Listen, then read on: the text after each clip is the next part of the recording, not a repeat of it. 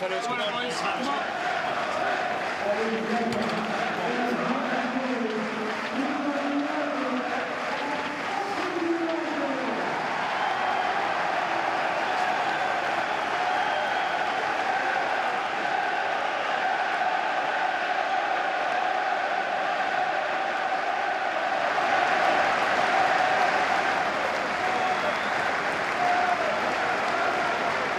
Oxford have already taken a top-flight scalp in the other English Cup competition this term. They put 4 goals past West Ham United here back in the autumn. Someone is going through tonight to play West Brom in the last 16. Even if it goes the full distance of 2 hours and penalty kicks. Here's the team news then. In terms of what has changed since the original meeting, well, Oxford have sold 2 of their better players to Brentford, so Baptiste and Fosu are gone. They do at least have the influential Brannigan back in midfield. The wide men Brown and Holland are both on loan, supporting the veteran skipper Jamie Mackey. Newcastle are strong again. Steve Bruce has been consistent with that, in fairness to him, despite needing replays twice over. Also 2 differences for them tonight from the first game. They see Lejeune replacing Clark in the 3-man defence, and Matty Longstaff coming into midfield with Saint-Maximim dropping to the bench, so a slight tweak there. Maybe this will be Joe Linton's evening. The big money forward has, as we've highlighted, just 2 goals in 28 games for the Magpies. Not what Newcastle or indeed any club would expect from their number 9, but Stuart, as we know, they love a number 9 at Newcastle. They certainly do. He needs to reproduce the form he showed at Hoffenheim. He can be a really exciting player. Saw him a lot in Bundesliga, and he's good in the air as well.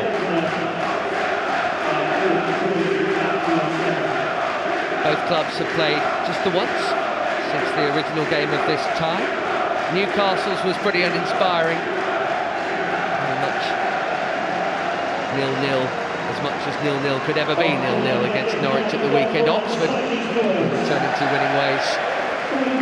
Blackpool 2-1 here from behind. Now for cup duty. Mike Ashley hasn't seen, in his 13 years in charge, a 5th round tie. Maybe tonight's the night, Stuart. Could be. Carl Robinson there shaking hands with Steve Bruce.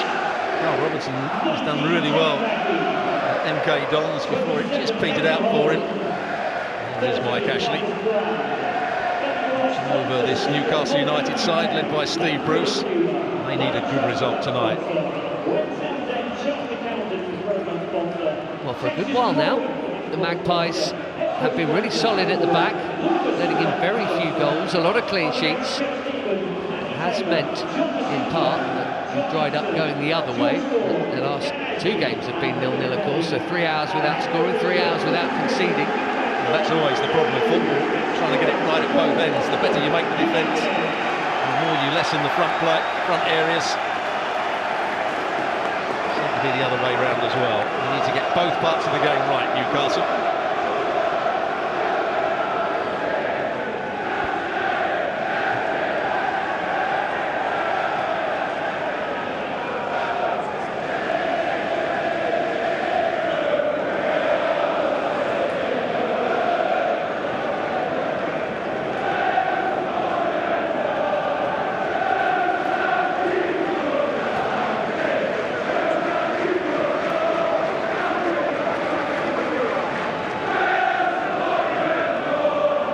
So, can Oxford repeat the feat? They didn't need a replay 3 years ago here. They beat Newcastle 3-0 then, and there are survivors in both camps. They certainly had their chances at St James's Park, so did Newcastle. The team were punished in round 3 at Rochdale. They were 1-0 up then and missed a whole host of opportunities before Rochdale got themselves a replay, which Newcastle negotiated without too much bother in the end.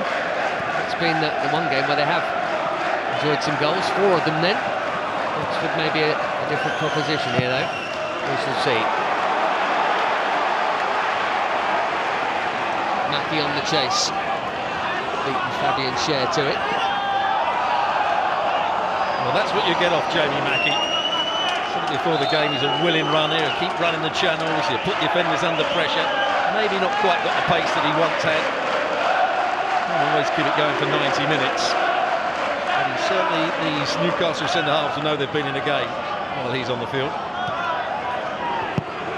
Played a lot this season for Oxford, but not always from the start. They've got plenty of forward options in theory at the club, but one or two have just gone. 2 or 3 are injured. Here's Almiron, dangerous and playing some of his best football at the moment, and it has brought goals with it too, including one in each of the 2 games against Rochdale. Miguel Almiron was pretty high-profile, long blank, wasn't it, until he finally got that goal against Crystal Palace just before Christmas. Yeah, but he deserved it, Almiron. He's put in some good performances. Yes, it hasn't always gone right for him. There's Ritchie, who's playing as the left wing-back here. And when you are playing with the back three, it's important your wing-backs do get forward, do cause a threat. Yedlin's got great pace, the American down the right-hand side. Ritchie likewise down the left. You would think, as the Premier League club with the extra muscle, if Newcastle can impose themselves on the pattern of this match, that those wing-backs will be able to be high and wide and cause problems.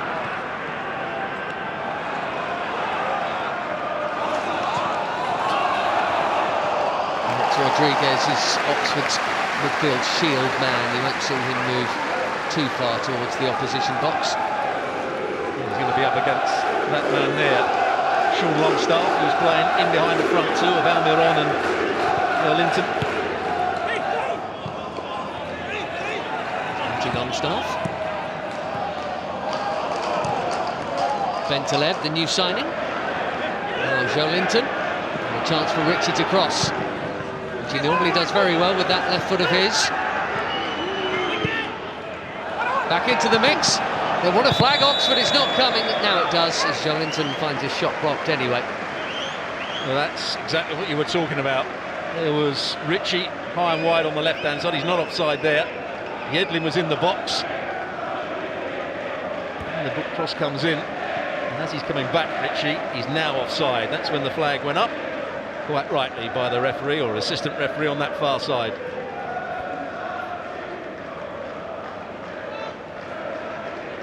Made his comeback from injury in that round 3 tie at Rochdale. Matt Ritchie, that was at the point when Steve Bruce had a lot of square pegs in round holes that day. Isaac Hayden playing at the back, 4 defenders out simultaneously, having lost 4 players to injury just a couple of days before the game at Leicester during the course of 1 match.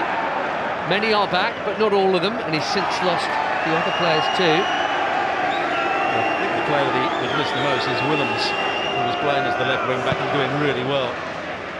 The Dutchman.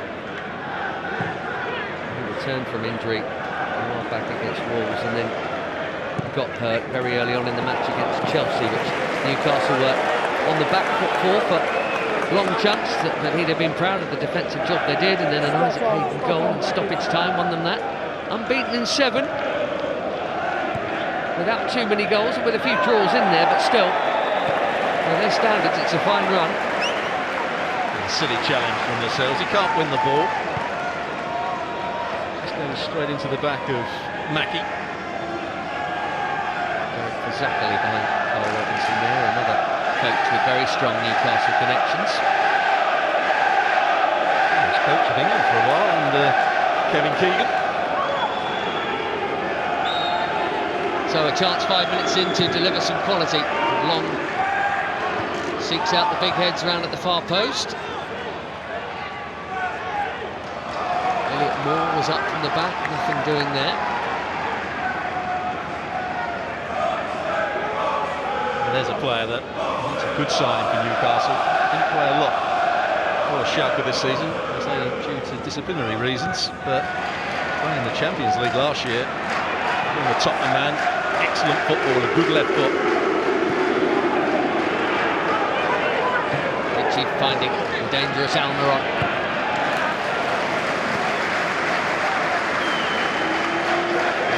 Receiving protection from Alex Rodriguez. Put in another Tottenham man in Danny Rose, not available for this, of course, since the transfer window closed. to Lev on loan, initially at least.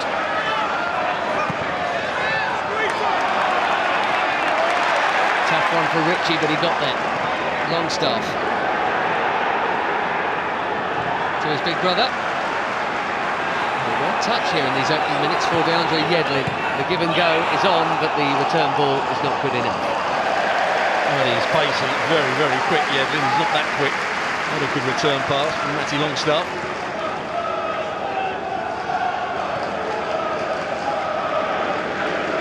You see the front two with Longstaff just in behind them. Slight change to their system. Usually go with one up front and then a midfield five almost.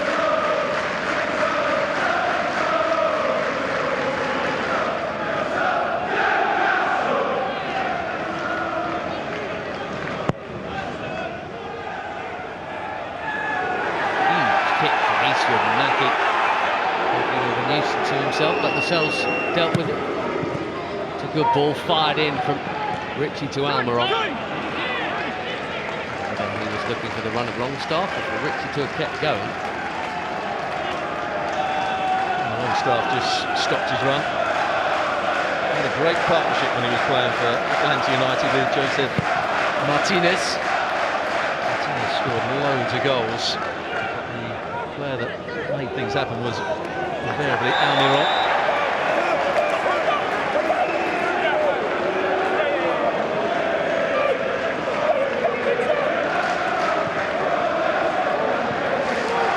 Sykes there.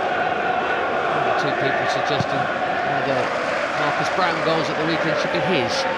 Come off his rear end. Marcus Brown wants them. They were behind Oxford. They came through to win. Neatly mopped up by Rob Dickie, who really enjoyed the physical battle with Joe Linton in the initial game between these two. Even if he hasn't got the goals at the moment, the Brazilian, he certainly has physical presence. Now Yedlin, this is promising, has the delivery. Taking on Ruffles. It's easily cleared by Moore. You wonder, certainly with hindsight, whether it might have been a better idea to get it in early. Well, I'm not sure Yedlin's got the ability to go past his man unless it's for pace. He hasn't got a trick, not a disguise in his play. Running into open ground, and you're absolutely right. When the ball first comes to him, that's a chance just to get it out of his feet and get the first cross into the box. Joe Linton have made a decent run to the near post.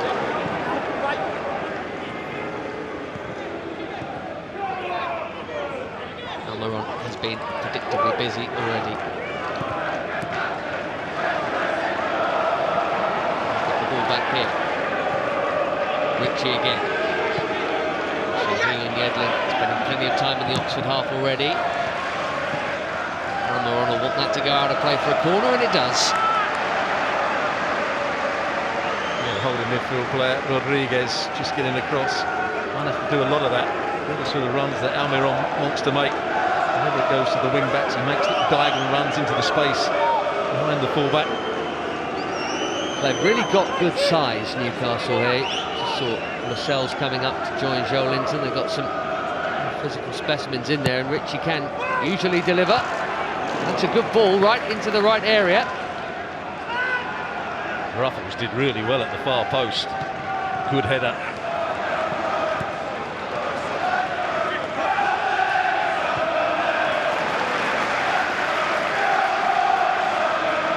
Cameron Brannigan just nipping into tackle there.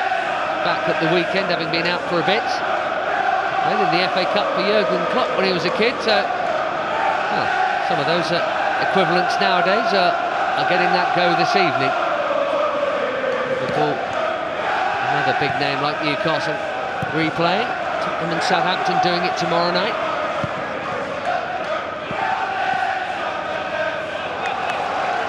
Can't really get a grip of the ball at the moment, Oxford United. Being totally dominated by Newcastle. They'd be quite pleased with that. Is there an end product though from Newcastle? He wasn't very complimentary about his players after the 0-0 draw. They've been able to find a finish. Could have been a very different story. They had some good chances. So did Brown, in fairness, of Oxford. That has been their issue. Goals. So Certainly goals from forward players. Their defenders have done a reasonable amount. Regard.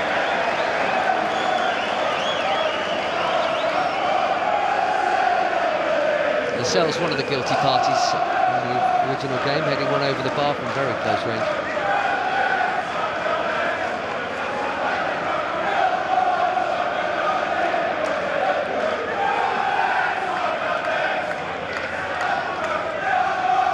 In fairness to Steve Bruce, Stuart, he said he was going to be taking this seriously, and he knows what the fans want. They want a cup run, and they haven't had one for so long. His selections would suggest he means it. He's absolutely right to do so as well. Too many opportunities in your career to go and win things. You certainly don't want to give the FA Cup up. It's a great competition. And he's gone about it the right way, has Steve Bruce. Won it 3 times as a player with Man United, and so nearly won it as a boss, didn't he, a few years back? 2 goals up in the final with Hull against Arsenal before the heartbreak of extra time. That one 3-2. Watching them from close quarters here as Newcastle get possession back.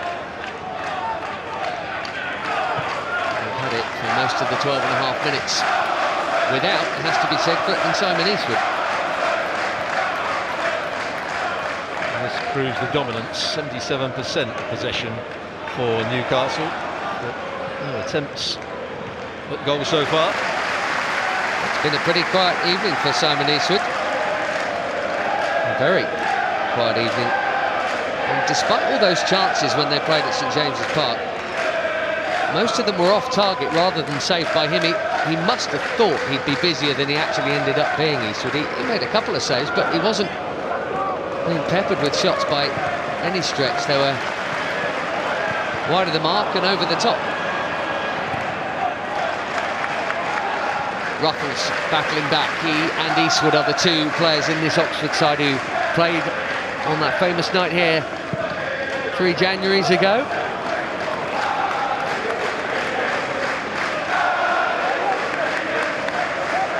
They've got a very settled back 4. And Dickie, Moore and Ruffles.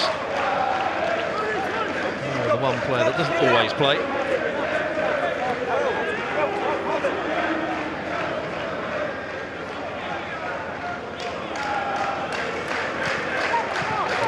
Famous win in the League Cup when he was at MK Dons against Manchester United.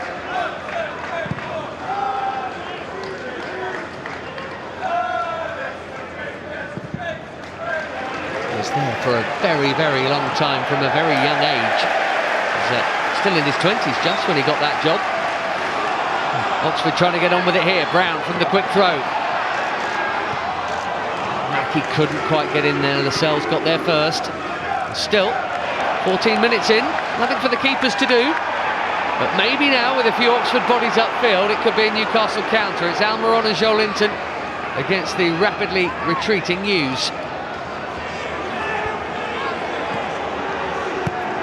More of them have retreated now. Sloppy pass from Bentaleb. That is unusual for him. A neat and tidy midfielder usually. Maybe a little bit rusty, having not played the Schalke this season. Almiron's cross into Joelinton, who made it stick well. Laid it back for Longstaff. Brilliant goal! What a hit! Sean Longstaff with a beauty. Newcastle's first goal in FA Cup round 4 for 10 years. It is a good finish as well, because he had an easy pass to his right. Yedlin was up with him. Oxford United had a lot of players back in. The cross wasn't perfect for Joelinton, but he does well just to get it back to Longstaff. 4 players around him, bends it round the 2 in front of him. And what a good finish this is. He had a look at the pass to his right, decided he had a bit more time, sees that little gap and strikes it perfectly. Goalkeeper Eastwood just can't get there. He just wraps his foot round this, hits it with enough power. Does it take a slight deflection? Just, yeah, maybe just a slight one. That helped take it away from the goalkeeper. Great news for Steve Bruce and his men. Well, Simon Eastwood has still not saved anything, but he's had to fish the ball out of the back of his net, side of behind, and Newcastle well on top from kick-off here and looking to really ram home the advantage now. That's a fabulous ball, and that is the tale of his season. Well, he makes the right run, it bounces just in front of him. But you talked about Ben Taleb and his quality. Yeah, I think we saw it. Sees the space out in front of him. It's a brilliant ball played into the danger area. In behind the two centre-halves. Just can't get above it. It's a difficult finish. It's on the hard volley. Just needs to get his knee over the ball. But a good cross from that man there, Ben Taleb. Not a player who's usually in crossing positions. Elliot Moore's leg was just kind of in the way for Joelinton there to really come through it and make the contact he wanted.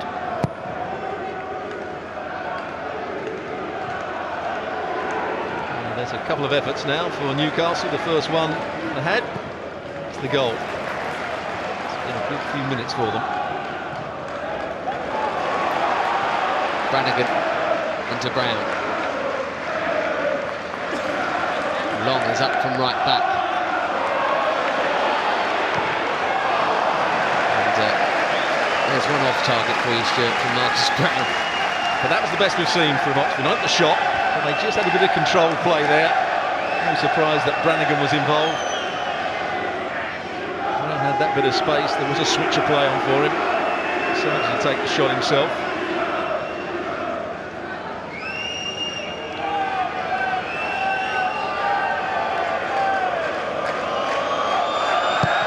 To do yet for Carl Darlow. A long time till he had to do anything at St James's Park. A very big save one-on-one. He came out and had the angle on Brown. Shirt pull there, says Peter Banks, the referee. Sykes brought down. There's another player hasn't been able to get himself involved in the game. Sykes just takes a whack here from Longstaff. That's Longstaff. There's a little grab of the shirt by Bentley, but I think the foul was given against Longstaff for that challenge. There's a quartet of Oxford players on the far post. You know where this one's going. It right in towards them. Mackie got the touch on it after Lejeune was gently nudged out of the way. Here is Sykes. That's a wonderful first touch from Brown. And a less good pass. Yeah, he was asking a lot there of the full-back Long. He does love to get forward and get crosses in.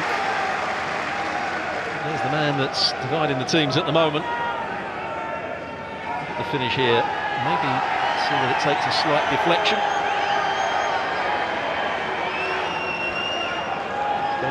Just can't get there. It's a good couple of touches from him, just wraps his foot round it. Good finish from him. There's a nice little drop of the shoulder there. The block was flying in when he went to hit it first time and he didn't, and it maybe just bought him that half a yard. Doesn't score many. Been a long time since his last against Burnley. But he's got a slightly different role tonight. He's playing further forward, he's playing in behind a front two. You can see him playing in a midfield three, central midfield three.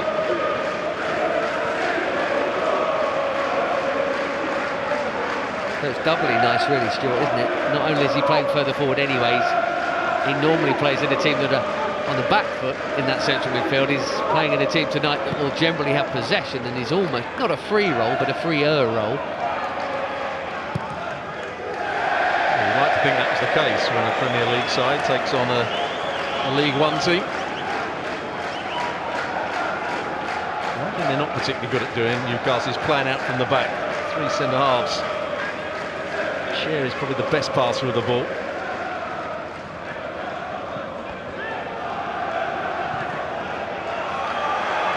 I've seen Lejeune had his problems this season. It was twice in one game on New Year's Day. Nightmare all round against Leicester City. Gifted them a couple of goals.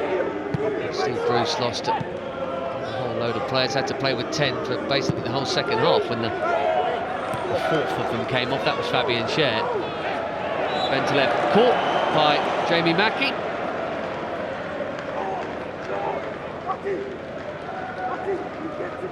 Just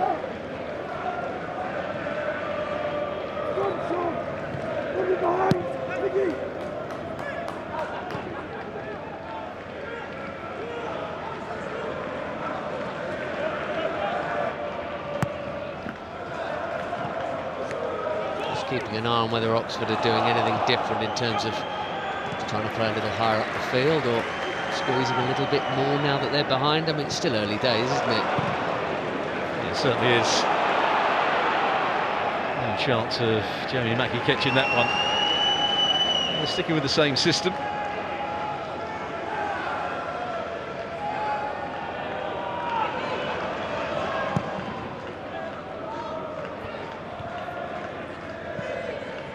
Dickey with the header and Ruffles.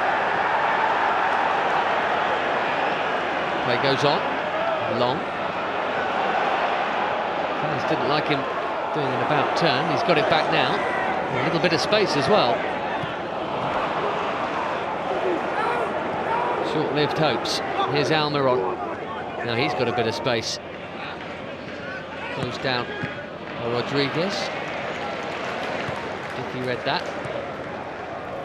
When you're playing against a system that Newcastle are trying to deploy here with a midfield player, an attacking midfield player playing behind a front two, the space when you do get the boys to keep switching the play out to your fullbacks.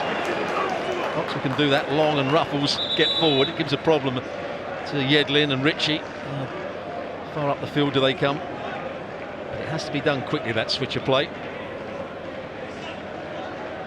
Newcastle's big man up top has seemingly got a problem at the hip area here. Sure how that happened. Maybe a high boot from that challenge. Might have something to do with it.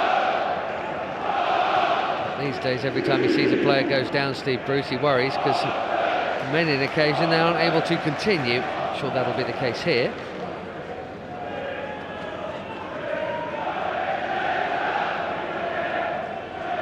Saint-maximim, who's an exciting player. I'm not sure that his end product is quite good enough. One goal would suggest that this season. Christian Atsu there doesn't have any. As we've touched on a couple of times, goals have been Newcastle's problem.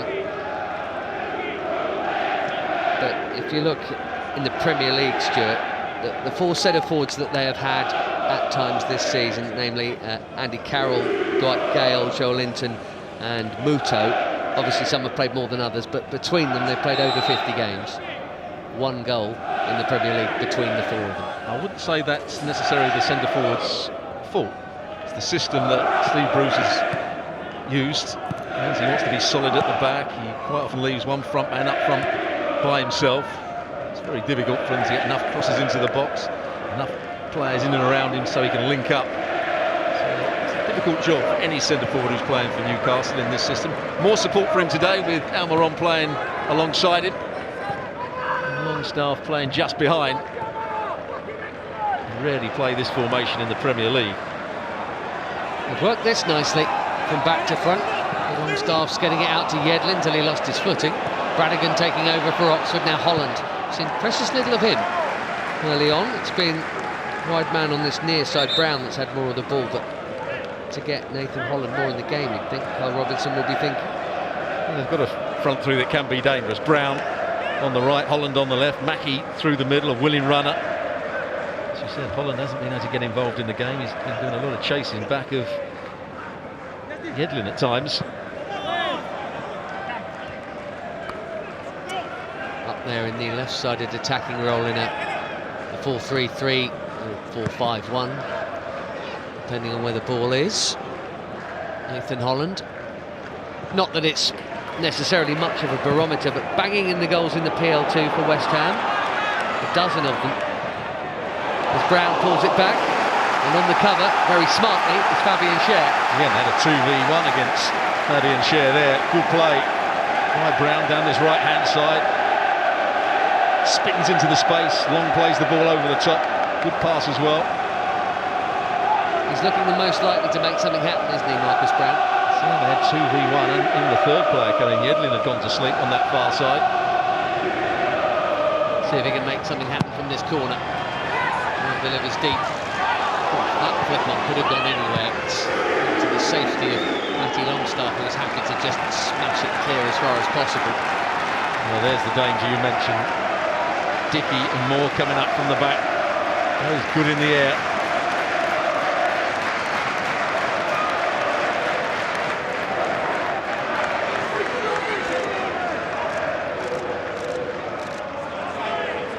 Sykes.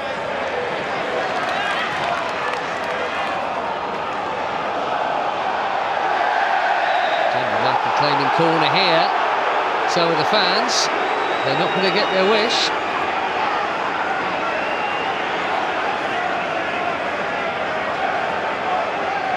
And he's got it absolutely right, the referee. As the fans sing, "You don't know what you're doing" to Peter Banks, we can confirm that he absolutely did on that occasion. Well spotted between him and his assistants. Dickey and Joel Linton resuming the physical battle there. As Long cuts out and clears Long.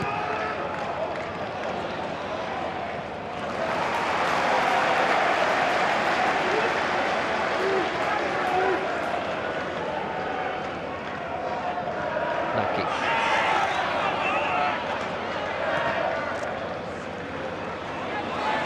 A bit short on that pass as Longstaff catches Sykes.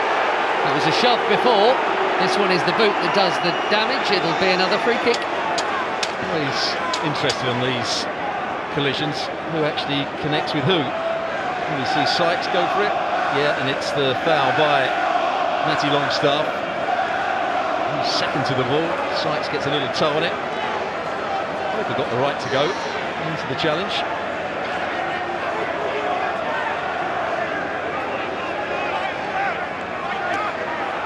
Closer in this free kick as well. Not exactly been pressurising Carl Darlow, but they've been better these last 10 minutes. Feel like a little something might be building. Same quartet there, waiting for the ball round the back. Mackie and Lascelles making friends in the middle. I'm not sure why Lascelles wants to get involved. They're trying to hold a high line. I would defensively drop another 5 yards that little bit deeper. There's a lot of space for this ball to be bent in between the goalkeeper and that defensive line. And it comes from Brown. Longstaff, the goal scorer, got his head on it. Sykes.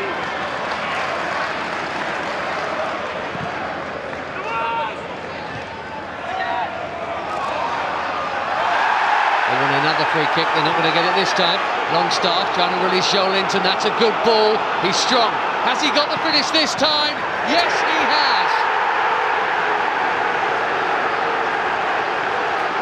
Couple chalked off when they first met, but now he's put daylight between the travelling Magpies and Oxford United.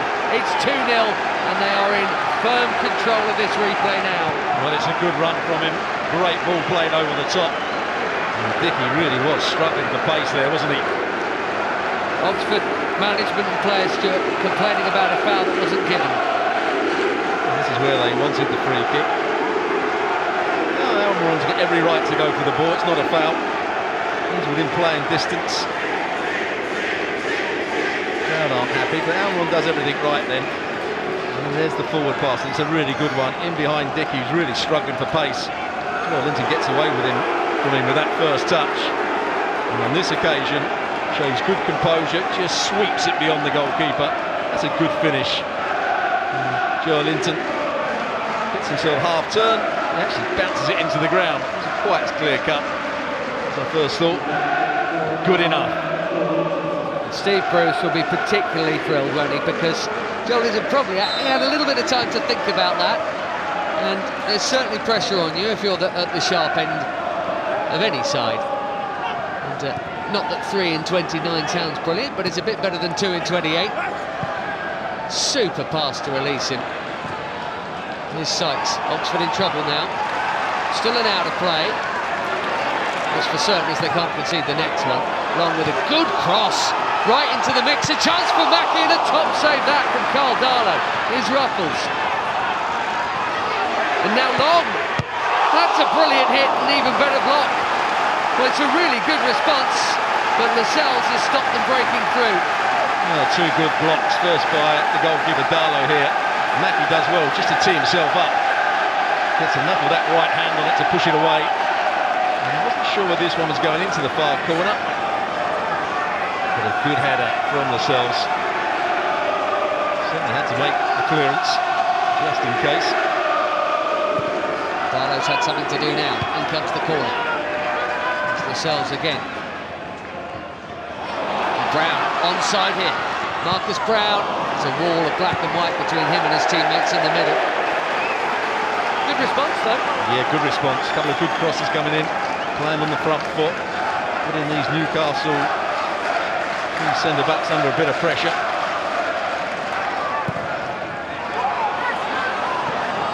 Cross so deep this time, it's all the way to the other flank, and Holland running at Yedlin. Rodriguez looking for room that simply wasn't there. I'm not sure if that was a foul either by Almiron. Well, the crowd want a foul every time somebody goes to ground.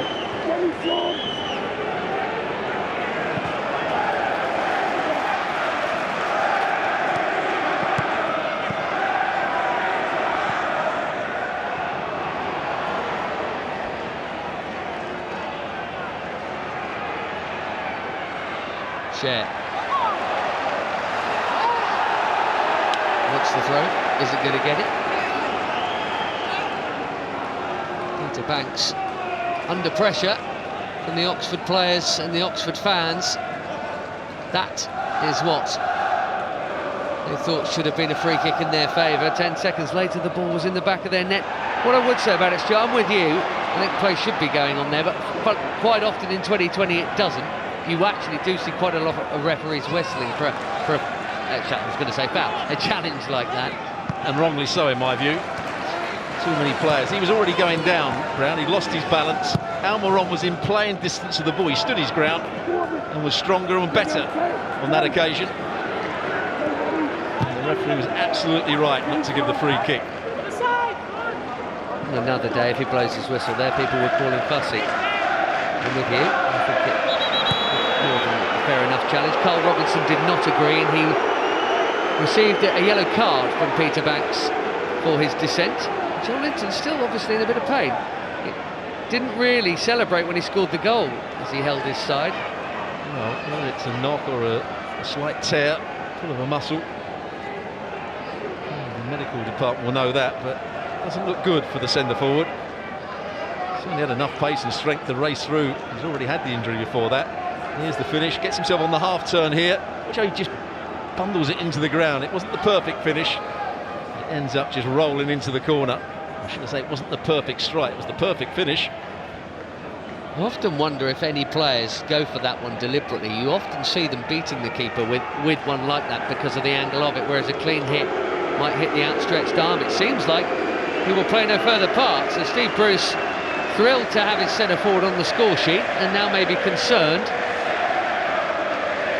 if he's going to come off. We shall see. I mean, they do have a 2-goal lead. They could take that as a precaution. They should be sufficiently in control that it might not matter who plays up front for them in the remaining 45, 50 odd minutes of this game. It seems like his race is run, but he's got a goal. It's always a good place to exit the pitch when you've just scored in front of the travelling fans. It's a rousing reception for his efforts today.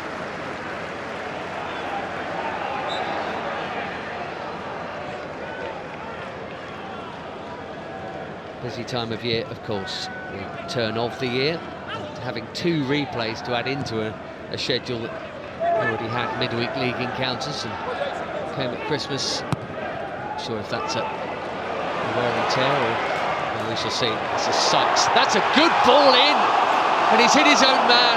Holland coming in with the finish.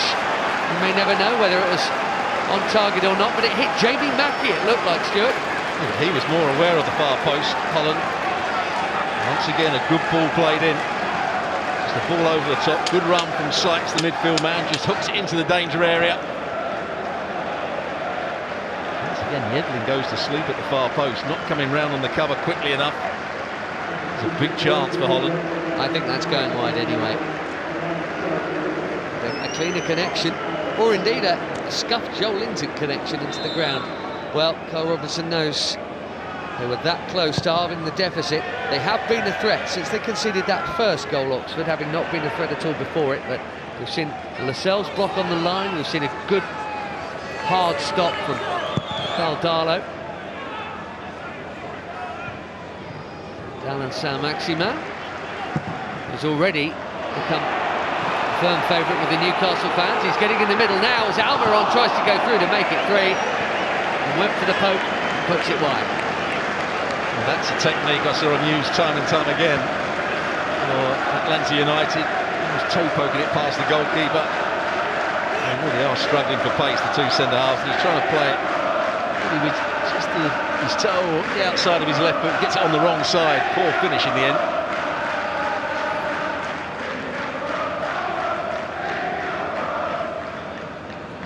Looks as though Saint-Maximin's going to play exactly where Joel Linton was playing. Alongside Almiron up front. He usually has his fun cutting in from wide positions and running in all sorts of interesting routes, left, right and centre, but a more central role here. Foul by Longstaff and another Oxford free kick. He just lost possession. And it's Bentaleb that steps across him in the end. I think the foul's against Bentaleb rather than Longstaff, but there is the substitute. Why it took him so long to get on the field, I'm not quite sure. They're never ready these days. Given that Joel Linton had been seemingly struggling for quite a while. Here's the man that got himself booked for having a go at the assistant. Fourth official and the referee all at the same time.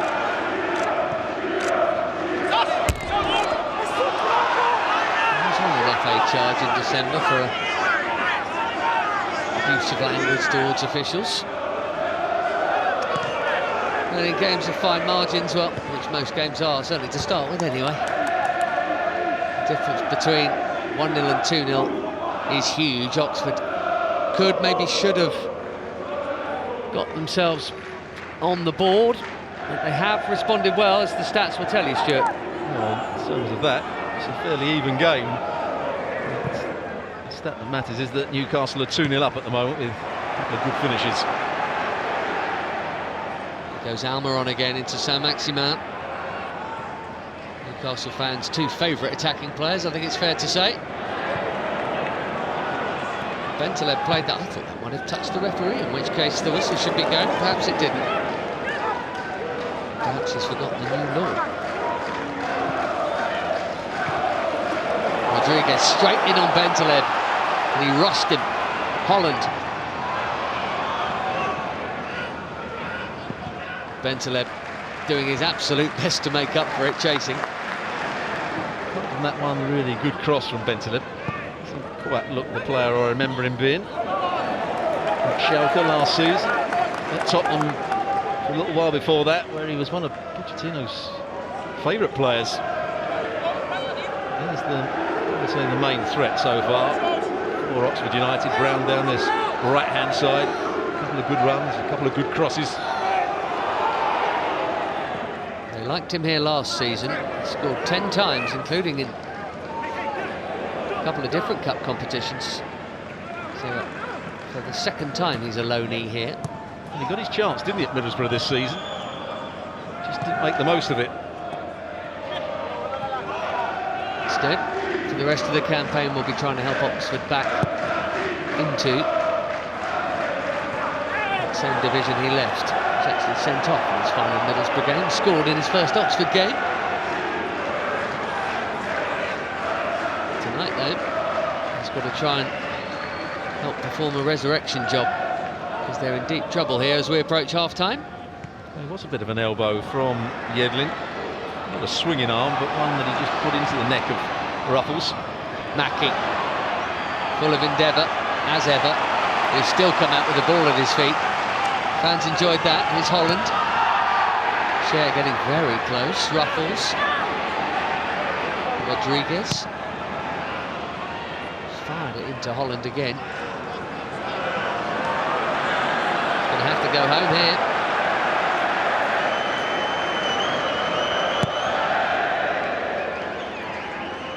Just sense that the Newcastle players need to be very careful in and around the box. I know the crowd are demanding a free kick for every sort of challenge. The referee's under a bit of pressure now.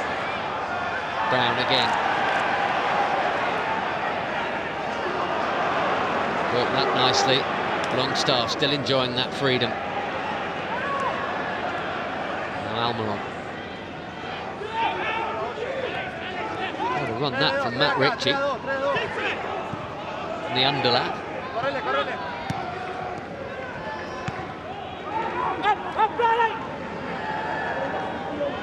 Get his breath back now. Bentaleb.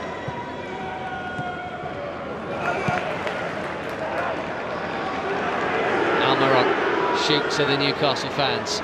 Yedlin one side, Ritchie the other. It's Ritchie. On his wrong foot.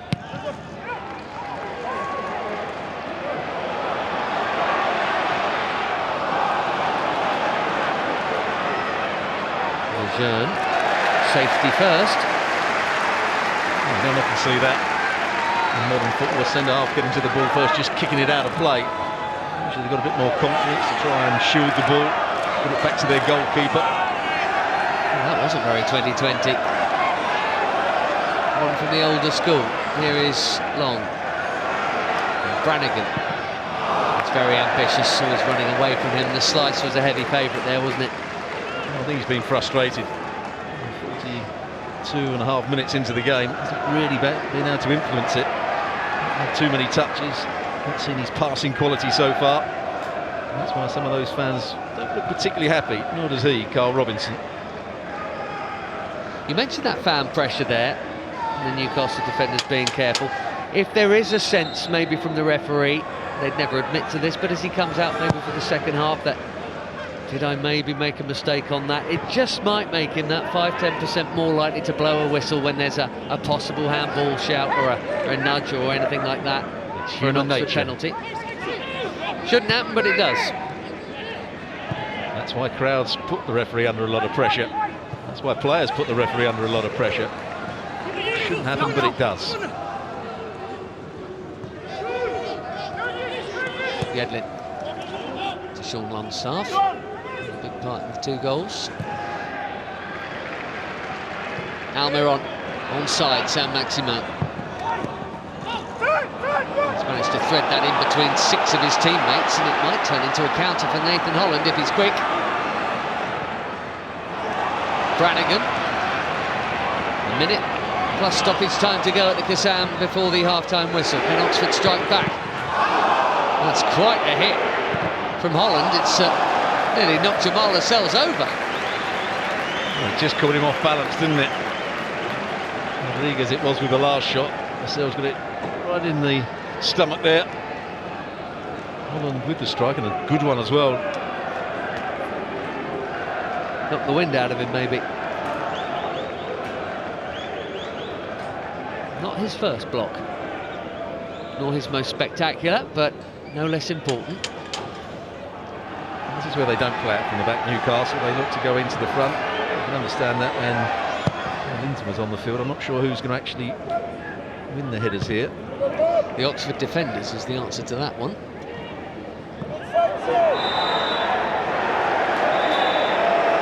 And now we're going to see a yellow card, I think, for Bentaleb for a raised arm here. And Sykes. Here it is. Bentaleb just lifts his arm. Does go into the face of Sykes. The referee sees that as a yellow card. And he's going to be under a bit of pressure for the rest of the game.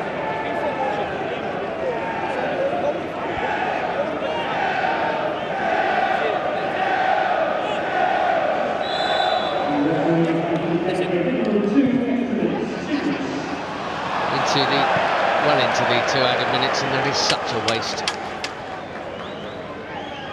He hasn't had his best game so far, Rodriguez. He's highly valued by his manager. So he's the perfect professional. Been around the block a few times for a player who's only 26. more known for his defensive work in midfield than his forward-thinking stuff. This time the free kick goes Newcastle's way. The score of the opening goal down. There is the challenge on Longstaff by Sykes.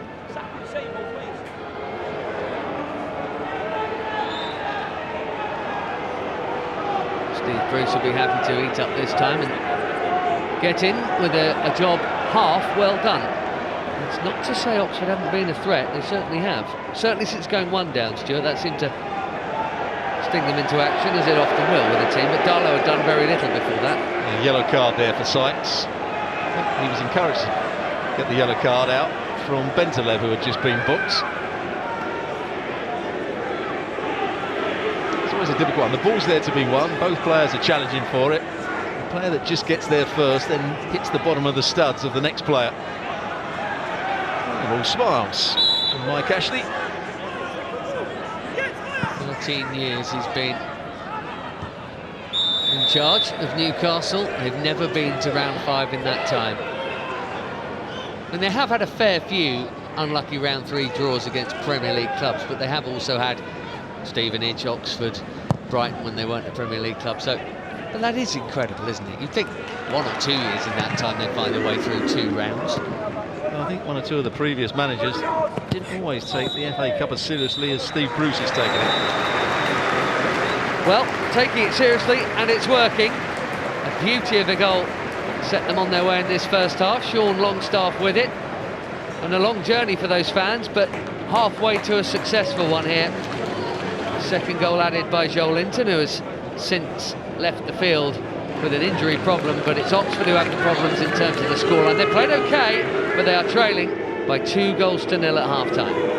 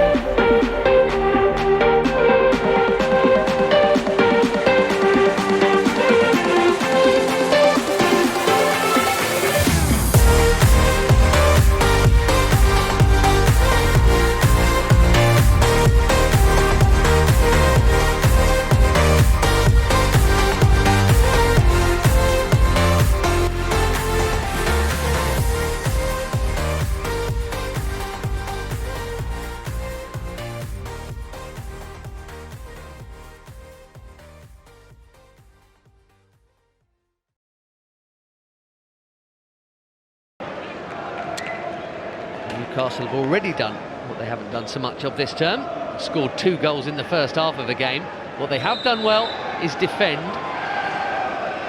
You would think, complacency aside and individual errors aside, and let's be fair, they've had a few of them this term, they should be able to defend a 2-goal lead, or maybe even extend it right from kick-off here with Ritchie. There's that ricochet gone, Ruffles will clear. What a bit of play that was from saint-maximim.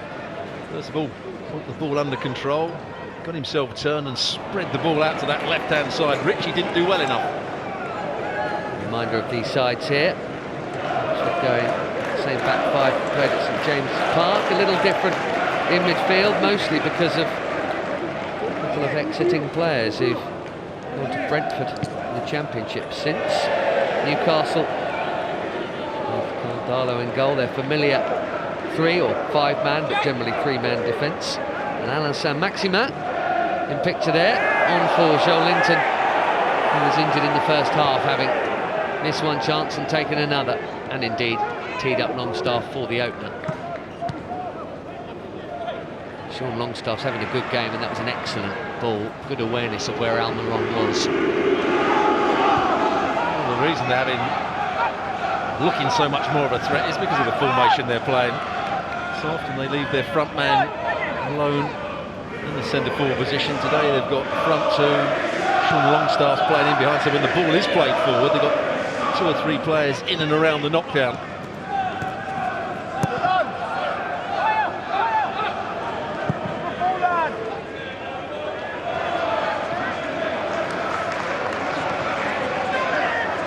Saint-Maximim beats Ruffles to it.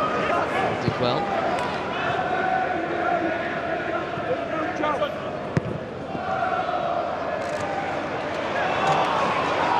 Yedlin arrived to where that loose ball might go, but it went no further.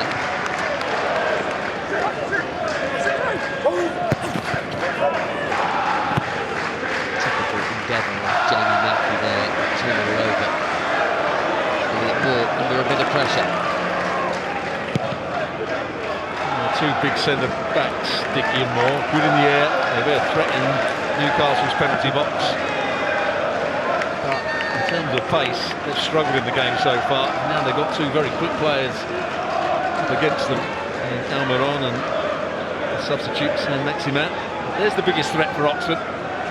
Brown, who had a decent first half.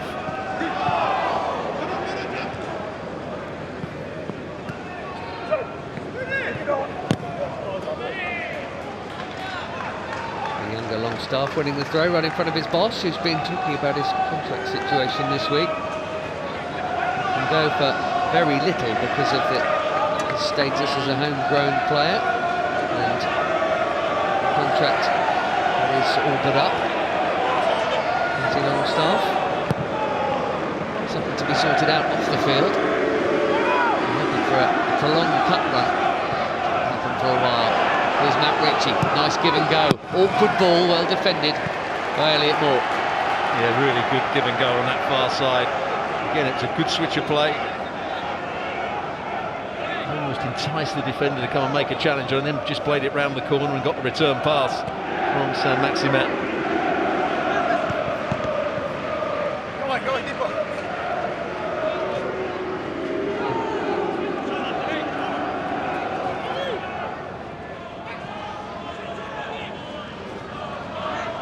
Saint-Maximim loves to take a scenic route.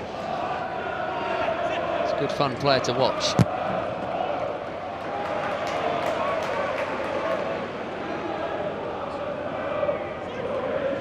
Well, I say that Liga in France is of the greatest standard, but players keep coming from that league into the Premier League, doing well.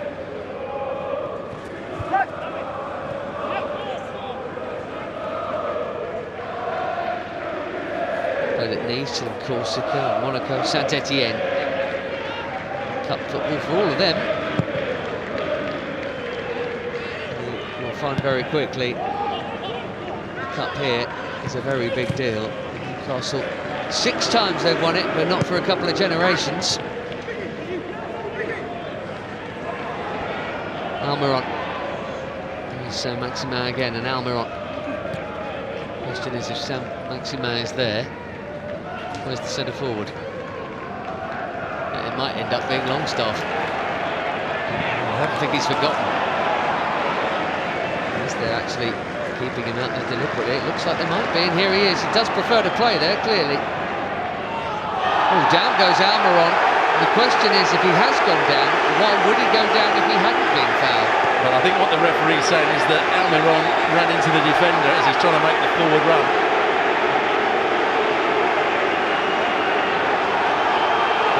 Rotation. The crowd don't like the fact that the referee's picked up Almiron. Watch again, he tries to make the forward run, and does he just run into the back of the defender? Yes, he does. There's no attempt by the defender to make a challenge here. He just catches him. Good run though from Almiron. There's a lot of rotation between those two front players and the player just in behind them, Longstaff.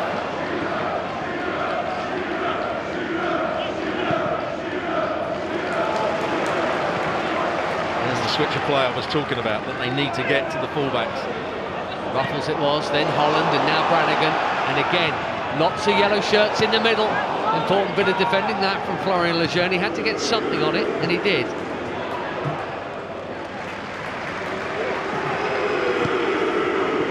And we're all getting booed.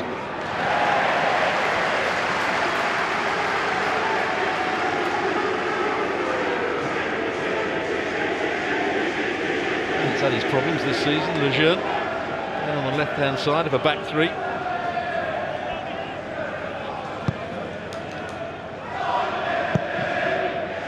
Clark, when fit, has more often than not filled that position. We have Argentine international Fede Fernandez as well, but they have needed all of those defensive options because they've had so many injured. At one point they had 4 of their 5 out.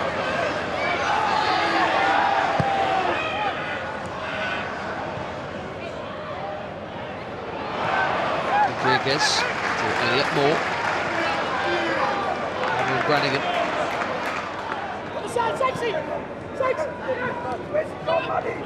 Holland backing himself, and with good reason. He did very well there. Sykes.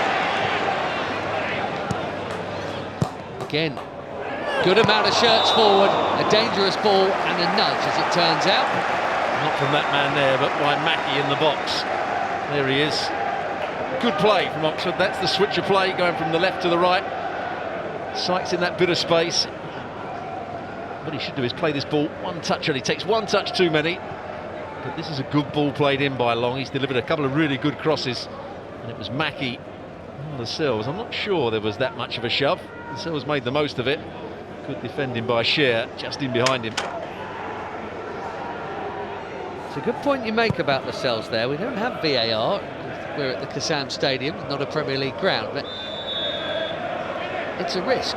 You go down there and make the most of it. If the referee doesn't see it, it's not one that's going to get hauled back. It's Derek Fazakli and Carl Robinson perhaps pondering a change. Matty Taylor's an influential player for them, who's been missing a lot with injury of late. They still don't have James Henry. There's another class act. They've let Rob Hall go. He's a forward option who's scored goals in this cup run. They've had Ben Woodburn in on loan from Liverpool, who's not played for 3 months.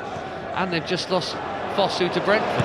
But they've still got attacking options. One of them here is Sykes. There's a lot of black and white in front of him there, though.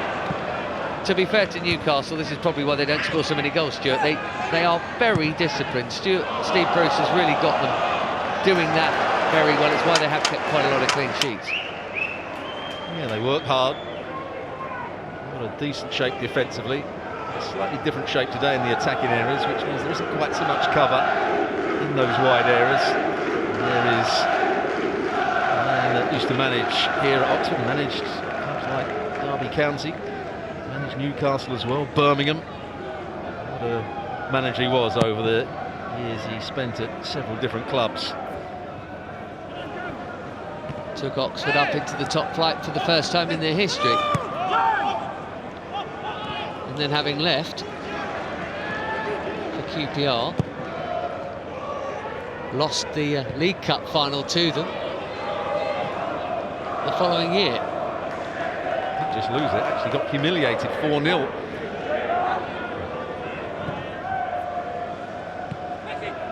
Saint-Maximim, lovely little ball around the corner to Almiron, and he gets it back. And Longstaff in the middle. Yedlin arriving now. Almiron still getting booed. In fairness to him, he wasn't exactly screaming for the penalty, and if he did run into the back of the defender's legs, I'm not suggesting it should have been a spot kick, but fair enough, if it knocked him over, it knocked him over. It wasn't a dive. I think the referee got it right all round. Well, we talked about Jamie Mackie never really playing for 90 minutes these days. It's not going to happen for him again today. He's going to be taken off soon. with Matty Taylor to be replacing him.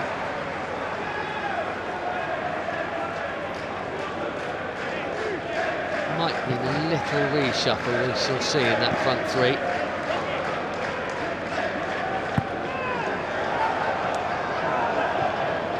Metal on the chest, Lejeune on the swivel. And now Josh Ruffles. To Holland.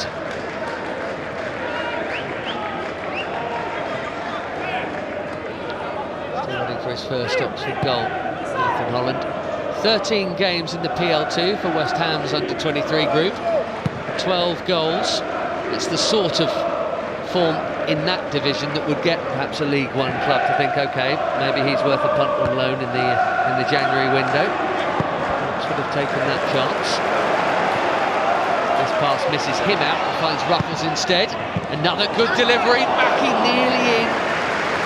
Just doing enough in the middle there. Jamal Lascelles. Yeah, just sense that Oxford have now realised the way to play against Newcastle in this shape. Getting the ball wide, getting crosses into the box. Just sense there could be a comeback here. I believe that Carl Robinson would have been suggesting it in the build-up to the game. As you say, it's the obvious way to play against the Saudi wing-backs. And saint-maximim trying to angle his way through and found Yedlin just too much on it. Still more than half an hour to play, and this tie's still very much a contest. The next goal in it. Alongside are making their first change.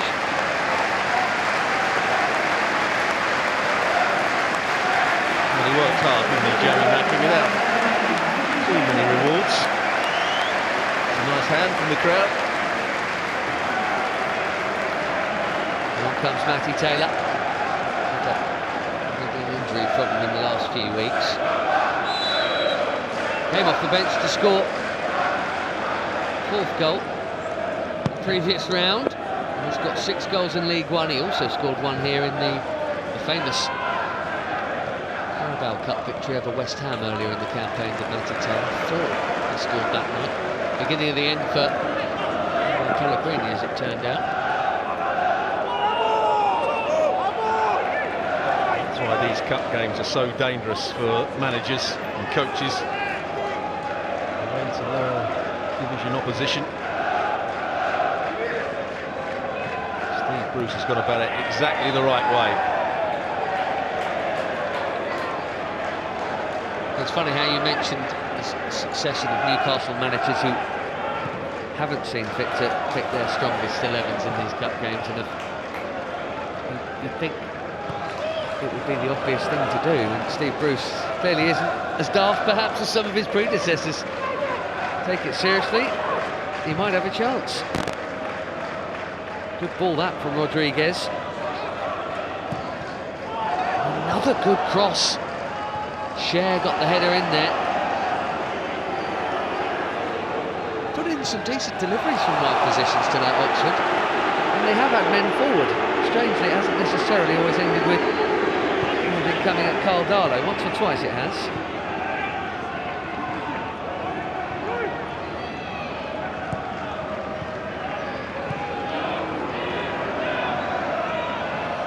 You are a Newcastle boss under pressure, and Steve Bruce was from the off, in fairness.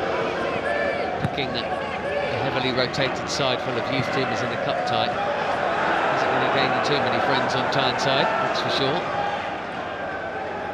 What it's great to see is so many Newcastle fans have come down knowing that Steve Bruce was going to pick a good side. An injury here in the middle of the park for Oxford United.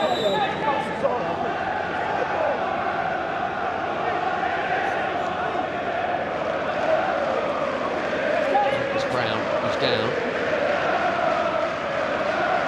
but he wouldn't be wasting his team's time unless it's absolutely necessary, that's for sure. There's half an hour of this game left.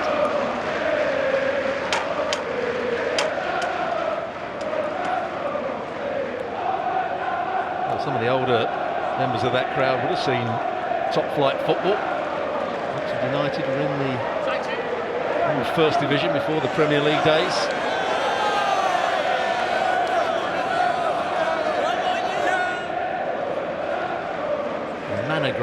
where they played. One of the smallest grounds I think we've ever seen in top flight football. All changed since they got this new stadium. 20 years ago, the last time, relegated from Tier 2. Trying to get back up into it, and they may well do so. And if they're going to get back into this cup tie, they're going to have to do it without the early live wire, certainly on the night, Marcus Brown, whose influence on the game has been on the wane maybe since about the half-hour mark, but whatever it was, he's walking off fairly normally, but clearly can't continue. Liam Kelly, his replacement, who's ex-Reading, but with Oxford, having joined on loan from Feyenoord. Actually played European football for them in the stages of the Europa League earlier this campaign. Liam Kelly. Well, he was a favourite of Jaap Stam when he was at Reading, and Jaap Stam took him to the Netherlands.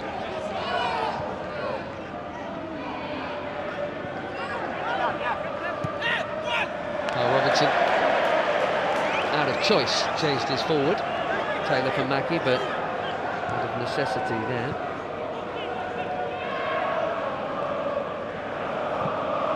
Here's the last 10 minutes of possession, and Oxford United have dominated, but certainly had the better of it. You just feel if they can get that next goal, they can put Newcastle under a bit of pressure.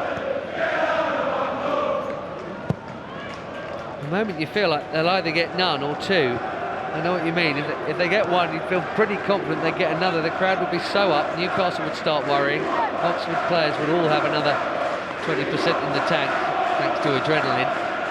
It only takes a moment. As I said, they've got to keep the back door shut or it's game over. I think Newcastle have lost a bit of shape up front since the change. Saint-Maximim is meant to be playing up front with Almiron, as they are at the moment, with Longstaff playing in behind. Quite often he's gone out to that left-hand side. They've been playing without a centre forward. There's a couple of legends. I'm not sure that's what Newcastle supporter would say about that man there. The flag a moment ago said Swindon Geordie, so they've not had so far to come, that particular branch of the Newcastle fan clubs. Great mates, Oxford and Swindon. Dickey back to Eastwood, who again, you know, we've played an hour here, Stuart. He's not been making many saves, Simon Eastwood. He's not had to, but twice the ball's gone past him. That's all that really matters.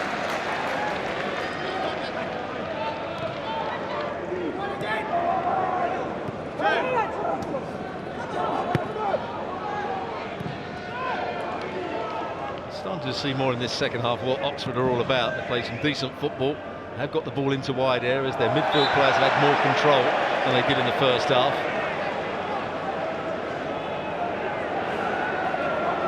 Josh Ruffles. Brannigan making the run. Spotted and found. Pushed all the way over by Lascelles.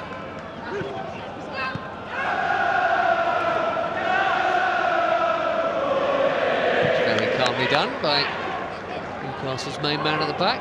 There you see, plays the ball forward, and neither Almiron or Saint-Maximim are in a position to go and try and win that first ball. A little bit too wide at the moment.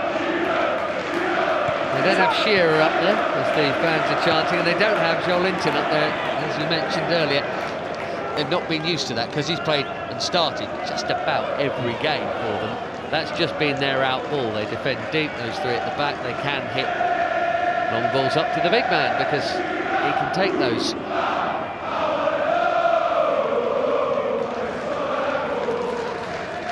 Quite as prolific as that number man.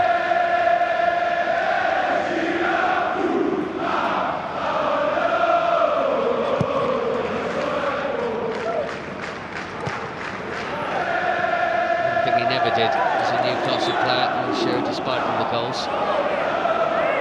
Pick up a medal. His sides under the 90s got to a couple of finals, didn't they? Back to back, in fact, I think Arsenal and Manchester United beating them. Very unfortunate to play sides. I was going to say, to run into two such form teams like them.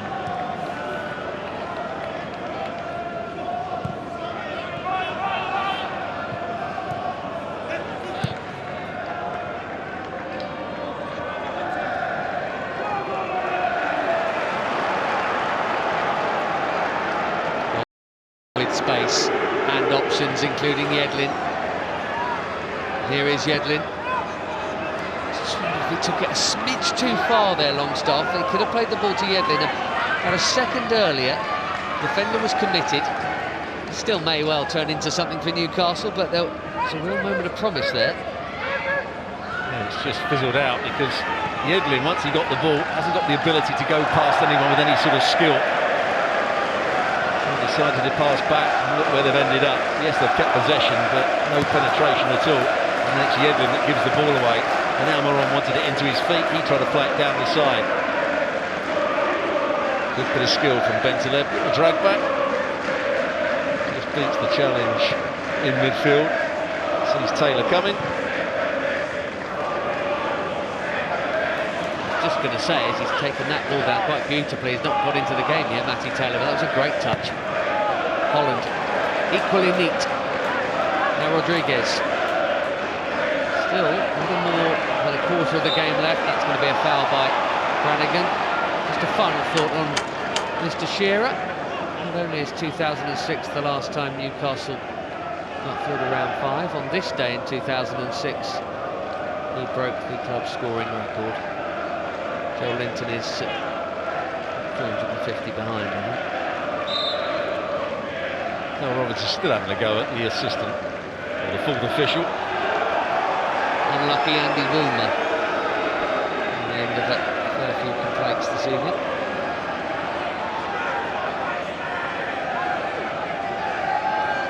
I think that Oxford United soon need to be scoring. We're running out of time here. What a good spell. Got a few crosses into the box, looked threatening. It's just died down again here.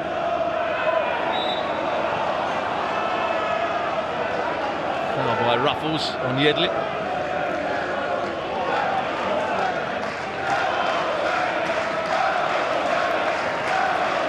Playing into Newcastle hands. They'll take this as gently and slowly as they can. Into break. Coming after this. Could be on it now. Would be were it not for this replay. A couple of trips to the capital coming after it. Arsenal and Crystal Palace. It resumes 4 weekends from now.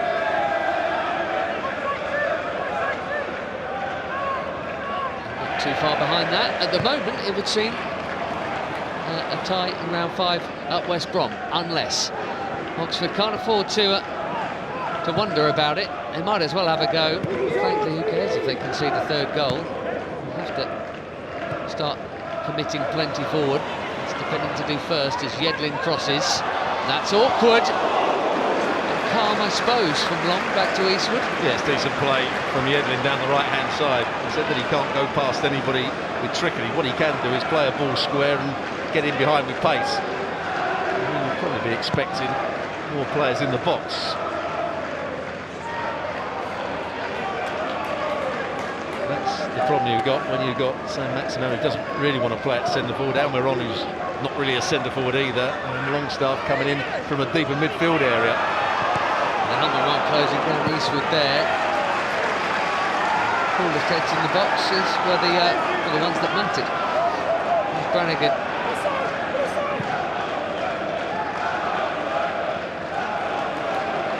Here it comes. There's going to be another cross coming into the box here from Long. Get it out of his feet. You're absolutely right, there should have been. They missed their moment now. There were 5 players in there. Look, they're all annoyed that they're not got it. Had to come in first time, not first time. One touch, bend the ball into the box. That's the threat to Newcastle. Took his time here, Eastwood. Almiron is quick. And if he slides in there, I think he pitches the ball off Eastwood.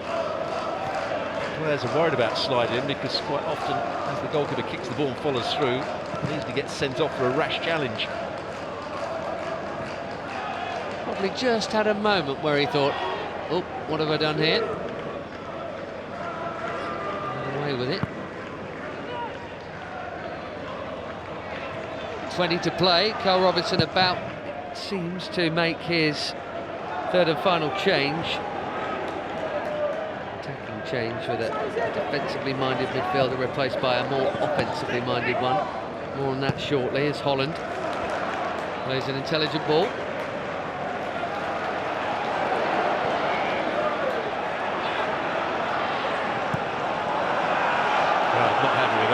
Kelly going all the way back to one of his centre halves when he could have played it forward. Now he wants to get on the ball. I don't think he'll play this one backwards. He's played it forward, but too far for Sykes, and even if there was less on it, Lejeune had it all the way. Still getting used to new teammates, perhaps. Let's see if this final change for Oxford can give the Kassam the drama and the potential for glory that it so craves. Daniel Aguier is on for Alex Rodriguez. He was at Savile at St James's Park as well, Aguier. In the summer from Burnley.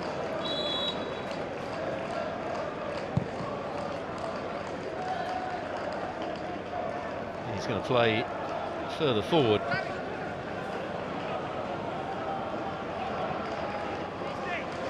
And he's gone back into the holding midfield role.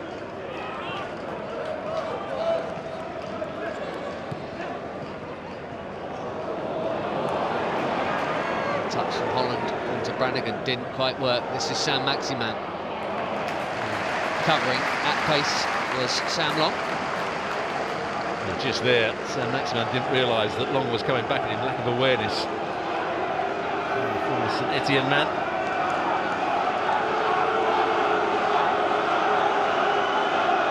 First corner of the second half.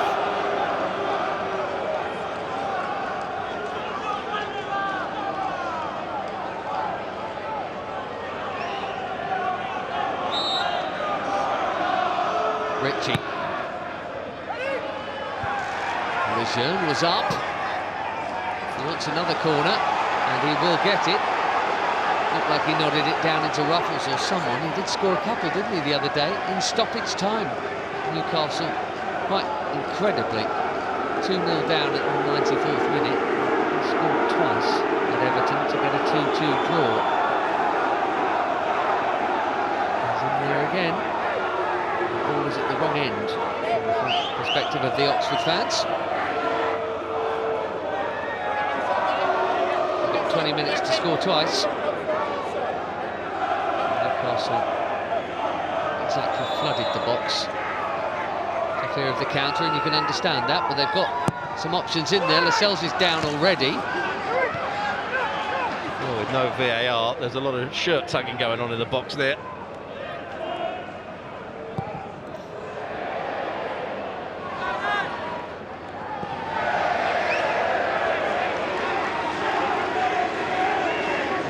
Pass, just the wrong angle on it to Almiron from Yedlin, who found himself out on the other side.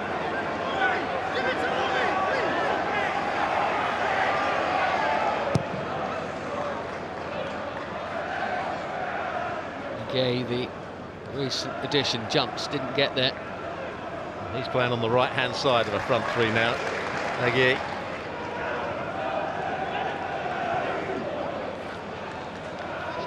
Holland has done superbly well there to come out with the ball at his feet. Dangerous ball in there for Matty Taylor.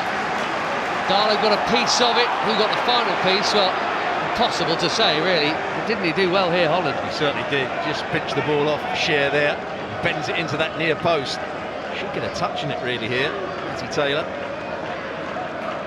He does get a touch on it, but it's after the goalkeeper's just got his hand on it. Again, the referee makes the right decision. Goal kick.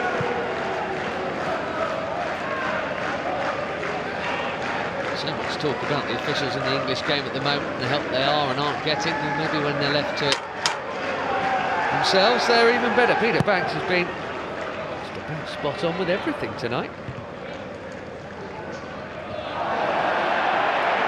And here's the shots and shots on target. 9 shots for Oxford United, only 5 for Newcastle. They have managed the game fairly well in this second half without Joe Linton on the field.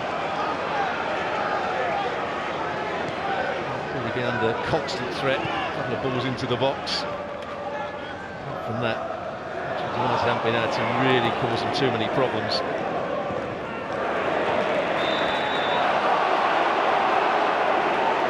This is going to please the home fans. Ian Kelly's going to get a yellow card for that challenge on Matty Longstaff.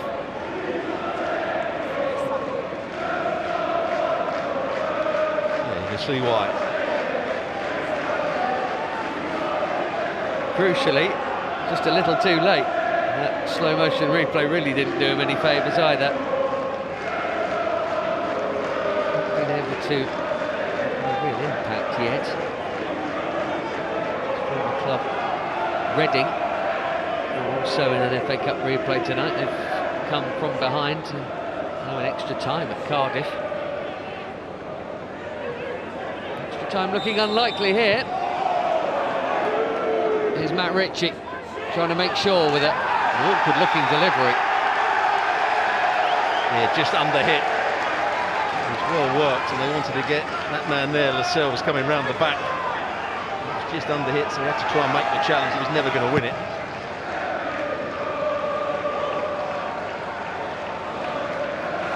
See who the target is for Oxford United now when they go from back to front. And on that far side.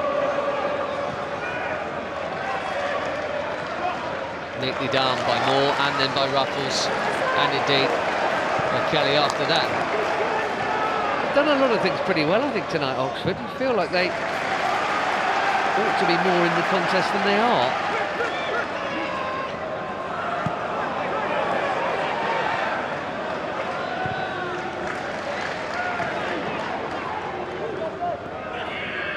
Doing their best on the side-to-side front. This is Sykes. He will surely cross, he does. Ruffles is in there, Taylor too, down goes Taylor, it didn't reach Ruffles, that's Holland. Ricochet could really have gone anywhere.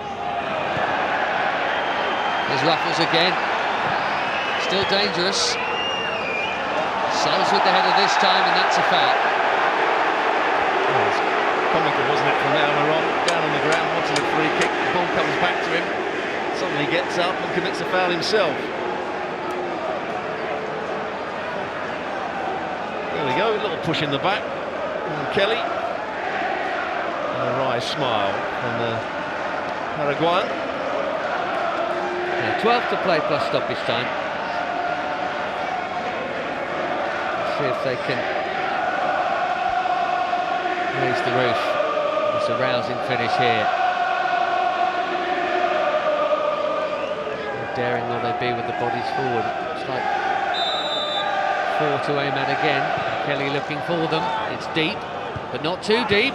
It's coming towards Taylor. Till Lascelles got on it again. He's often been that last line of defence tonight. Well, it looks like the delivery was a little bit too long to start with, but it's hit to that far post, heading back into the danger area. And once again, it's a Newcastle head on it right at the end. Flat delivery this time from the corner, and it's yet again Jamal Lascelles. That's why he was highly rated when he was at Nottingham Forest. That's why he's done well for Newcastle. It's because he's so good in the air when balls come into the box.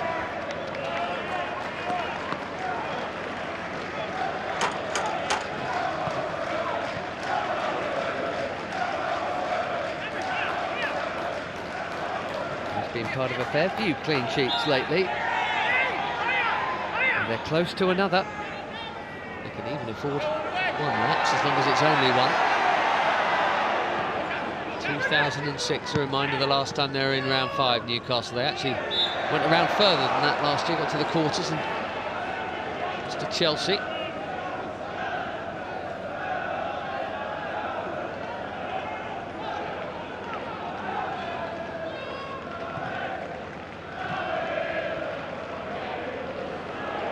Staffs combining. Saint-Maximim can't really keep it. I think he's looked a little lost since he's come on, Saint-Maximim. Yeah, it's a position between two jobs, really. Yeah, it's a position he doesn't really want to play. Steve Bruce had no other option. There's no real focal point for Newcastle in this second half.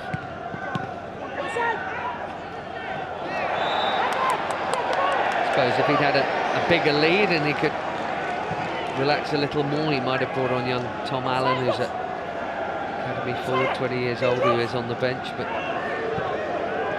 you can understand 2-0's a different thing, where you would go with something a little more tried and trusted, even if he is slightly mercurial, shall we say. Saint-Maximim, Dickey finds Holland into the final 10 now, nearly into the final 9. Brannigan.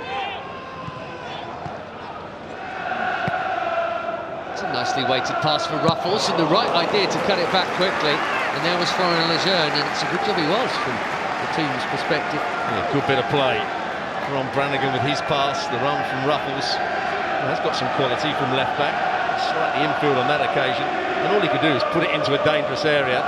Lejeune coming from his left-sided centre-half position to get across and get the block in. Another corner. Kelly goes deeper this time. Filled all their gaps very nicely there, Newcastle.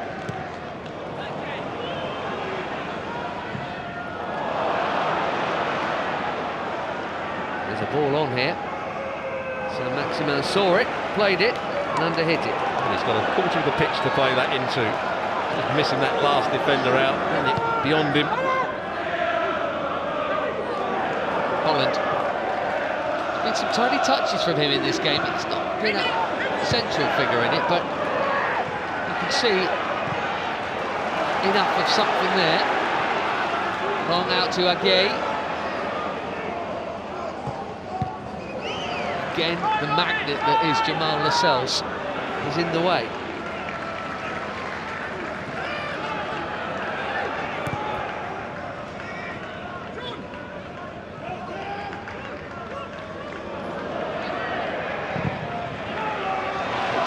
Remember to take the ball with him in time, but he's lost it. Gay on the chance, and has he got the free kick? He has. He had a little think about it there, bit of bounce. Well, he had a little tug on the shirt to start with, Matt Bridget. It was him that gave the ball away. Then when chasing back, he was always going to give the free kick away here. Just catches him. It's not a bad challenge, but he had to go down.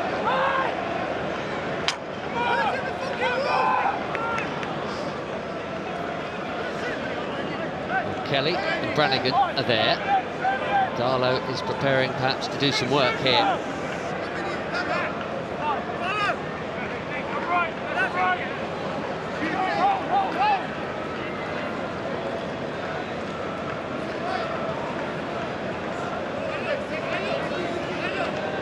Still enough time for it to get nervy for Newcastle if this can find its way into the net.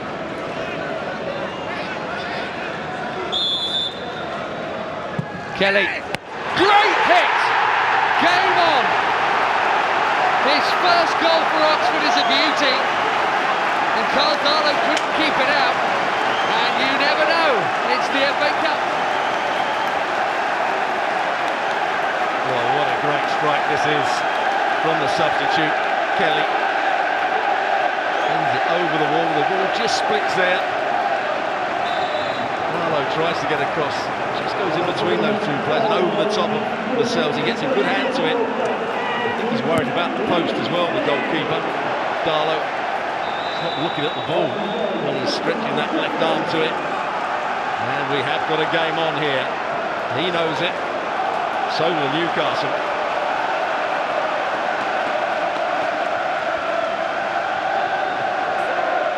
Well, this will be a test of their mettle, that's for sure. Wind in Oxford sails. Is it too little, too late? Realistically, they've probably got, what, 9 minutes maybe? Maybe 10. Almiron trying to crush those hopes with a very direct run. There you saw his pace when he's running with the ball. Moore backing off, just couldn't stay with him here. Picks it up on the halfway and driving at Moore's backing off and backing off. Never gets a challenge in. Goalkeeper just about gets enough of it, Eastwood.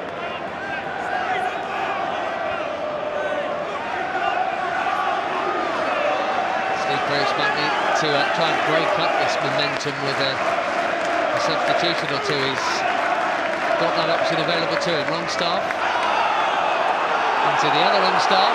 No foul this time. And a roar of come on from the Oxford fans as Sykes finds Long, and Long switches it to Ruffles. And where's that going to spin? It's going to spin out for a corner. Pressure is now on Newcastle. Well, quiet for some while, the Oxford fans. They now believe. And probably the players as well. The big centre-halves are up. Can they avoid Newcastle's big centre-half? Jamal Lascelles has been on the end of almost every one of these. Obviously, he's the dead ball expert, Kelly, who's taking this one. It's going to be the in-swinger. It's over Darlow, and that's a touch from Lejeune, who says he didn't get the call. So he probably could have left it. Well, he could have left it. He was worried what was in behind him. In those situations, you just have to knock it out of play. Regroup and defend again.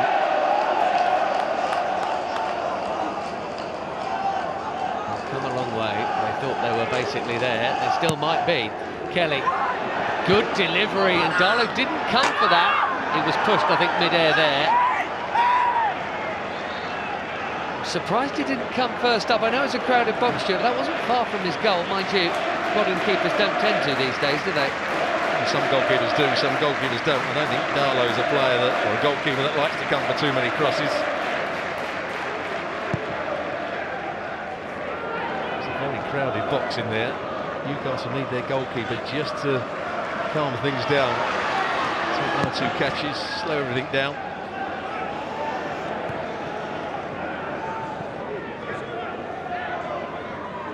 Almiron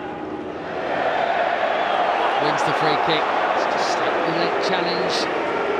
Kelly wants him to get up quickly. It's Dickey, the player that made the foul. Kelly was recovering here. It is Dickey that commits the foul. Just a bit late on Almiron. Kelly just begging him to get up, get on with it. I don't think that's going to happen.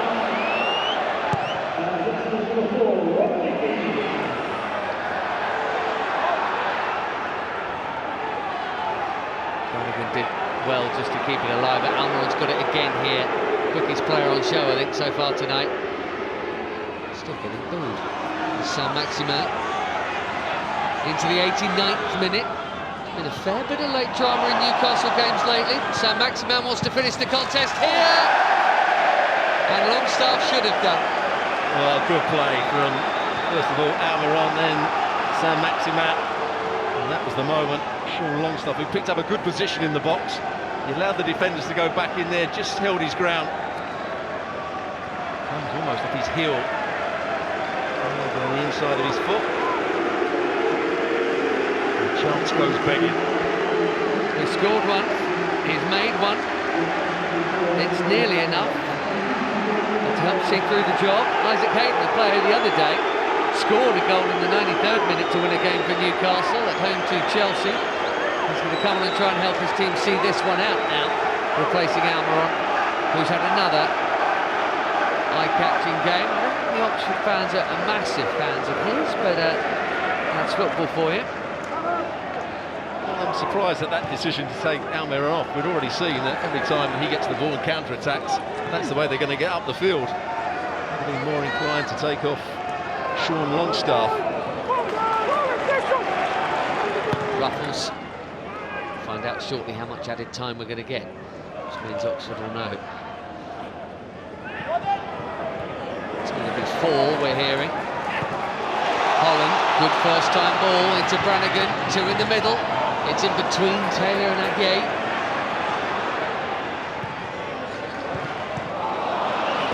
Lucky to get that ball back. Sykes can cross an awful lot better than that. Holland, another smart pass from him. He's had a really good second half. We're into stoppage time. Brannigan pulls it back. Oh, Josh Ruffles, a fraction away from an equaliser as the clock hits 90. Good play from Brannigan. He knows he's going to be very tight towards the end of this game. Yedlin goes out to try and close the ball down. I'm not sure that was the right decision from him, but this is what Brannigan can do. Tries to go to the byline, then the cutback. A bit like Longstaff up the other end. Just can't find that far corner. Gets underneath it. That's the reaction of the Oxford bench. If that's a foot lower, Carl Darlow wasn't getting anywhere near that. Nearly one of the added 4 played. There's the man that scored the first goal, created the second one. He's had a big influence on the game.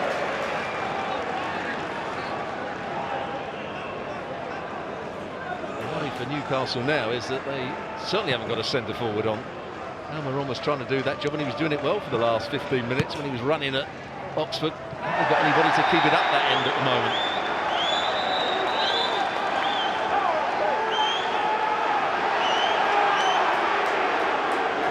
There's Gary Bloom, normally a commentator, now one of the psychologists working for Oxford United. He was in the dressing room pre-match. I wonder if he was talking to them about late pressure situations like this. They've got 2 and a bit minutes to force extra time.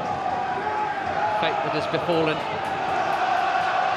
couple of the ties this evening already. On replay Tuesday. What a chance that was for Ruffles. That's a deflection on his cross, and Darlow will jump on it, and that'll eat up more time. Nearly there, Newcastle. Commentators to psychologists. Any thoughts of doing the same? No. Reflection. Can Newcastle keep it in Oxford's half? No, they can't to start with. I think they're just playing it into an area which Paul has to retreat to. Eastwood straight out. Brannigan was surely fouled there. Yes, he was. Right, send them all up.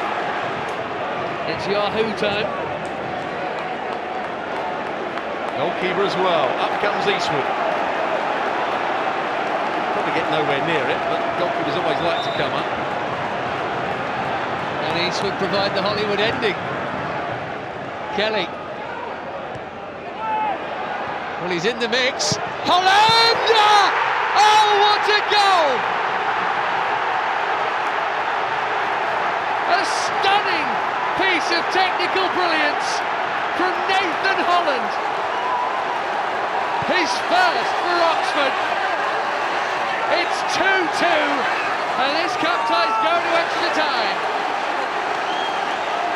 Well, what a strike. Ball just played forward. Newcastle can't clear it. They don't win the second ball, and that's what Holland can do. Hasn't shown too much today, particularly in the first half, but what a strike this is. Uses the inside of his foot, but catches it perfectly away from the goalkeeper.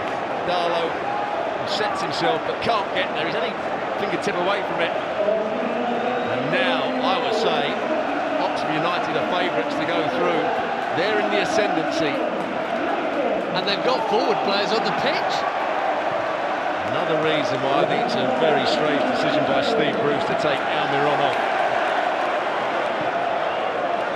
There have been so many late goals in Newcastle games when they haven't been drawing 0-0. Had the Lejeune double in stoppage time the other day, the Hayden winner against Chelsea. Tell you what, for a young player to hit that, be so calm there, normally you'd think just laces and you'd probably expect him to sky it, but he has guided that so beautifully in. It's a goal worthy of winning a cup tie. This one has seen this game end all square. Newcastle United still can't get to round 5. They might still do it tonight. They should have done it tonight. They were 2 goals off against their League One hosts. But Oxford have pushed and pushed. 1 goal in the 3rd minute of stoppage time, following one 10 minutes before it. 2-2 extra time.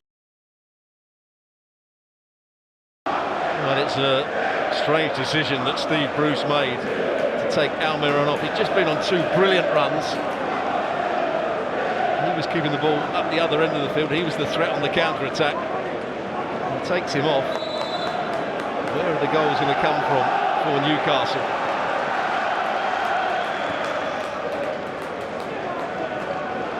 Well, maybe they won't need one. Maybe they'll just need to be deadly from 12 yards. Talk about doing it the hard way, Newcastle. Needed a replay to knock out Rochdale. Now, having been 2-0 up against a club from 2 tiers below, They're now in extra time. Kelly. Had a tough 20 minutes when he came on, but what a glorious goal by him. And then bettered by the one from this young man, Nathan Holland. And that's a dangerous ball again! Should have scored! Still might. Brannigan, no. Good play again from Oxford. Now they know where the space is. Took them probably 60 minutes to realise that if they can get the ball wide and keep switching the play, get players in the box, they're going to cause Newcastle problems. And he got away with that one, Darlow, when he came out, really getting away from the danger area. Brannigan with the final shot, but now we're seeing the quality of Holland, full of confidence. Barely scraped his studs across that ball there. Well, two divisions apart, they won't feel that way to these players. Newcastle are under the pump here. Here's Long. Got the better of Lejeune, that's a terrible cross. There's the danger. Fullbacks getting forward, getting space. Steve Bruce hasn't been able to change his shape to rectify anything. They've lost their way completely here, Newcastle.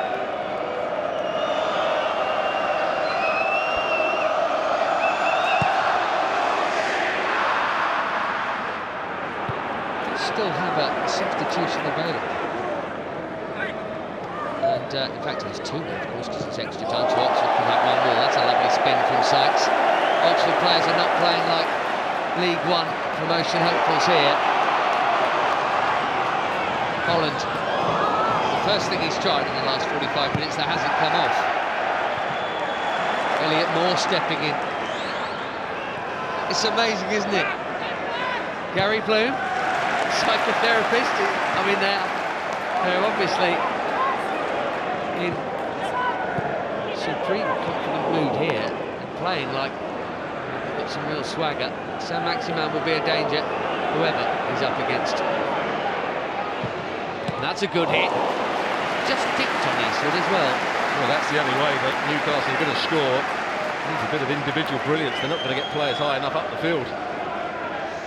This is what Almiron was doing just before he was taken off, running with the ball, getting shots away.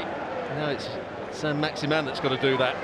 Yes, him being the only one with pace. Sean Longstaff, you can see doing the running in and around there, but he's more a hard-working midfielder. He's certainly not a running machine. Saint-Maximim obviously is that one-out ball they've got, whether that's into a channel, into a ball over the top, or something. The more dangerous players, you'd see him wearing yellow. Certainly more often.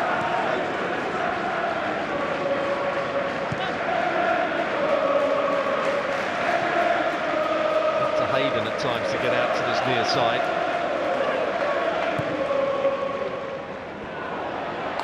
Again to Sykes. Fouled by Lejeune, just outside, I think. He knew what he was doing. Yeah, he's going at shoulder to shoulder, but he was just outside the box. But he should see the run of Sykes. What colour's the card going to be, Stuart? Yeah, I think it's only going to be a yellow.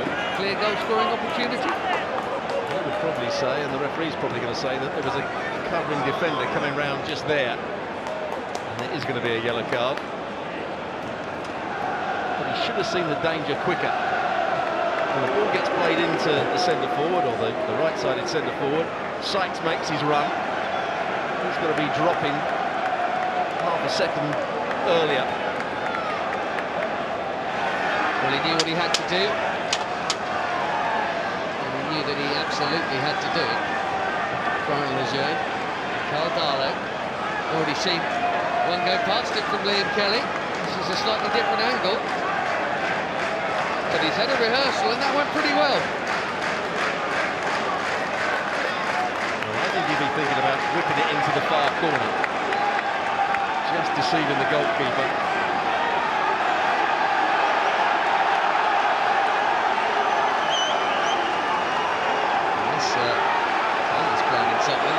With Kelly having done what he's done already. Now the Newcastle toes have just crept over that white line there. Peter Banks has spotted that. Yeah, but the white line is at the wrong angle. It should be on another ball. It's Kelly again, not quite with the same glorious ending. Yeah, he went for the same side. I thought he was going to go into the other corner, just deceive the goalkeeper. He's got more time to come back down again when you go for the far corner.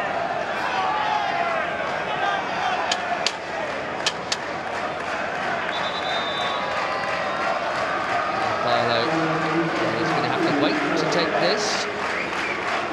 Substitutions afoot. Kieran Clark is going to come on for Florian Lejeune. As much as anything, can't risk a red card, I suppose. It's a straight swap. Clark tends to play the left side of that three at the back. Yeah, I always think it's dangerous to bring on a defender at this stage of the game. Not being attuned to the pace of the game.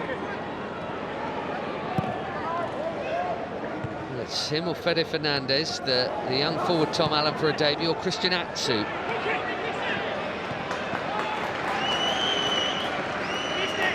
would think on a night where energy levels might now be a bit lower, mentally as much as anything, Newcastle's, that there'd be some fresh legs up front in Atsu, even though it's not necessarily his position. As we've said, they've got a had square pegs and round holes ever since Joelinton went off.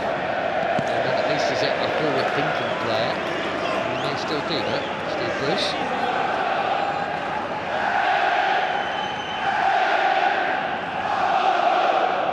I remember right at the start of the game we were saying, you know, Sean Longstaff can enjoy the game because he's playing in a team that would have most of the possession, will be on the front foot, he'll be able to make those forward runs beyond the front too and go and support them.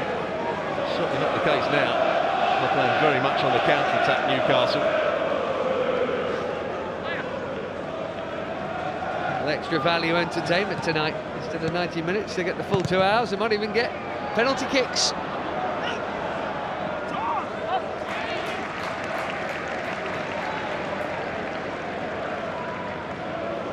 Way past their bedtime. All worth staying up for. Youngsters maybe taking the day off school tomorrow. I wonder if anyone had left. Probably someone to beat the rush. That's a good ball. Again, onside. Taylor in the middle. More coming to join him, including Sykes. Block was from Bentalev. There's that man Holland again.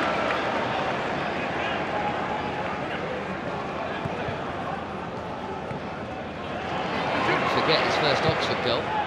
It's his ball, and it's a cheeky one into the run of Sykes. Who's made lots of good runs in the game, Sykes. As soon as that ball goes wide, he gets himself in the box. Tries a little turn around the corner. Dennis Bergkamp tried something like that with great success against Newcastle.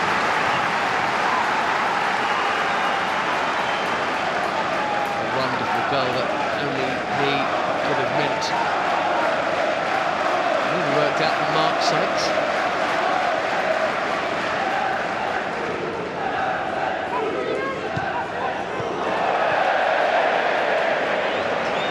Junior with the ball out of play. Well, they must have thought, finally we're in the last 16.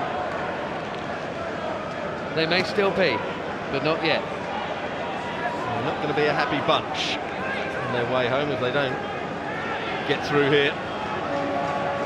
2-0 up, in control of the game. Oxford changed things. Newcastle have struggled ever since.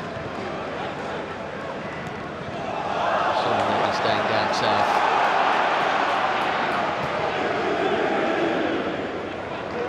Just about to be back in Newcastle for breakfast if this goes the full distance.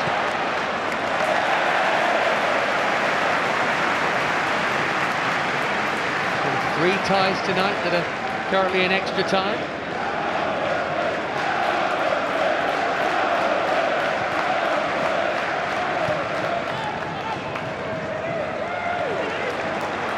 Dickey to Sykes.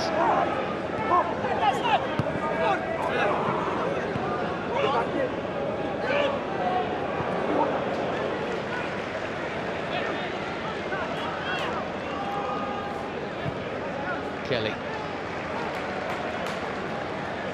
He may not be the most athletic of players, Kelly, but certainly added a bit of control to Oxford in that midfield area.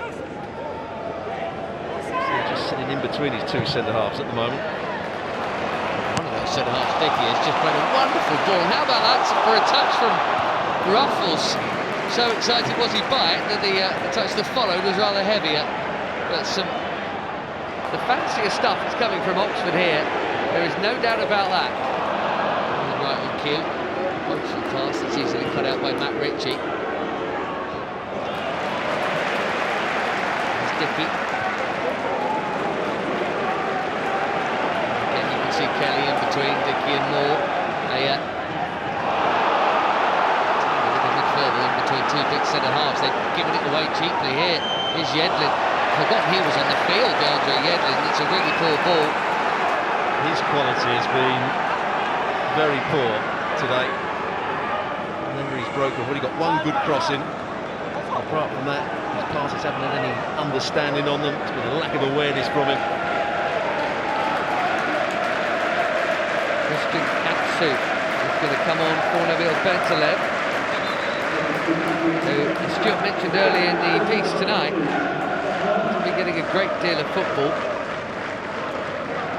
prior to his move, and he started at St James's Park against Oxford in the original game in this tie. 3.5 hours later, we're knocking on for that. It still isn't over. We still don't know who's going through, but he is definitely coming off, and Atsu on to replace him. That's 4 changes made by Steve Bruce. And that is your lot. Yeah, some of the Newcastle fans didn't seem too impressed with that substitution. Well, it's a more attack-minded player for a more defensively-minded one. I would have thought they'd be at least pleased with the principle. Hasn't scored this season. He's only got 8 goals in 4 seasons as a Magpie, Christian Atsu. Bumped by Ritchie. Nothing doing. He's not complaining. I think Atsu came on with instructions for saint-maximim to play through the middle. He was going to play on the left-hand side, slightly deeper of him, and on the right-hand side was Longstaff.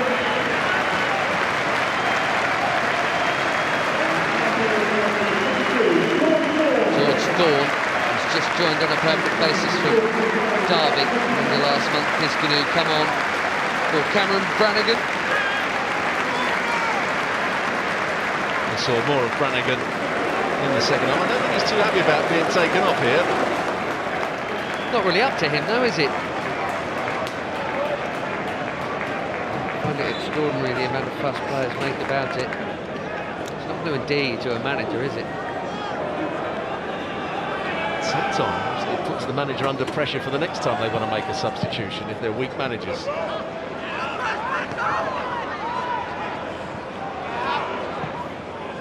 Same part of the world, Carl Robinson and Cameron Brannigan.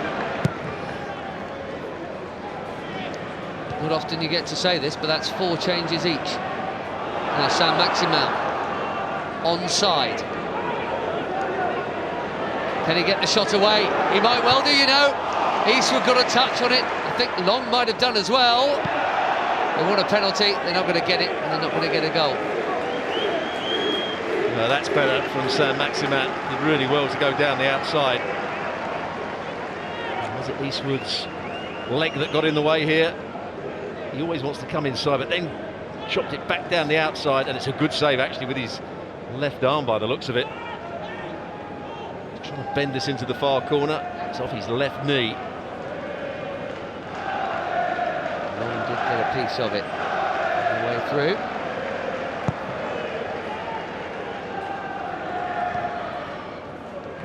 We have 1 added minute, the additional 15 on top of the 95 that we had.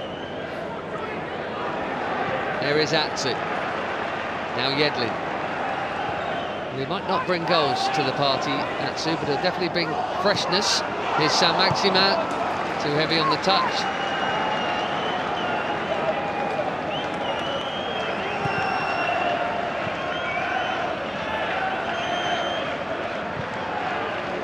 DeAndre Yedlin. Atsu again. Newcastle just starting to tick a bit here. That's Christian Atsu's Newcastle career. promising, and then ultimately a little bit disappointing. Maybe tonight can be his night, but they've seen that happen all too often, they'll say. Yeah, it's a good little turn from him. Found himself with space in the box, and a rash finish from him.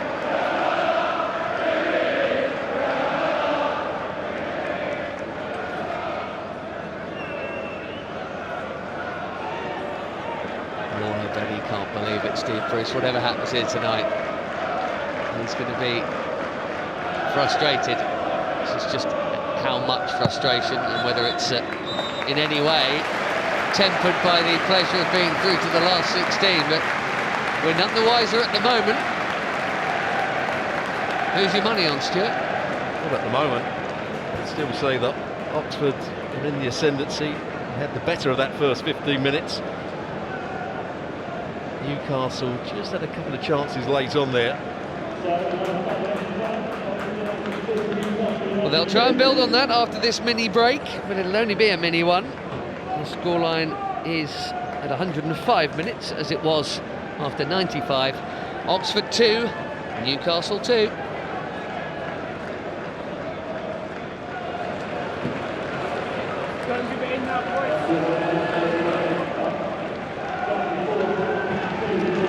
Fede Fernandez substituted. Action on there. What do you say to Steve Bruce here, Stuart? Get it forward to the quick lad. Well, I think he's got to get the shape right. He's got to make sure they can get it into the front players. Hope that the front players can link up with each other. Playing it down the sides when the Oxford fullbacks get forward. Somebody's got to get out there and stop the cross to start with. They're going to be played through, but they are going to get crosses into their box. They have to stop those crosses coming in. And at times, the two white wing-backs, Ritchie and Yedlin, are picking the wrong time to go and close the ball down and when to stay in their space. And maybe Hayden coming that little bit wider. At times, Longstaff going that little bit wider. And it may well be that Simon Eastwood and Carl Darlow will be the decisive players in this game. If we can't find a goal in the next 15 minutes, one of them will be. Up they pop. I just wonder if one or two might have been watching at home and have nipped up for the late drama. Stand not being built here. There's only three sides to the ground. There's a fence up where the car park is. They were just popping their heads over the top there.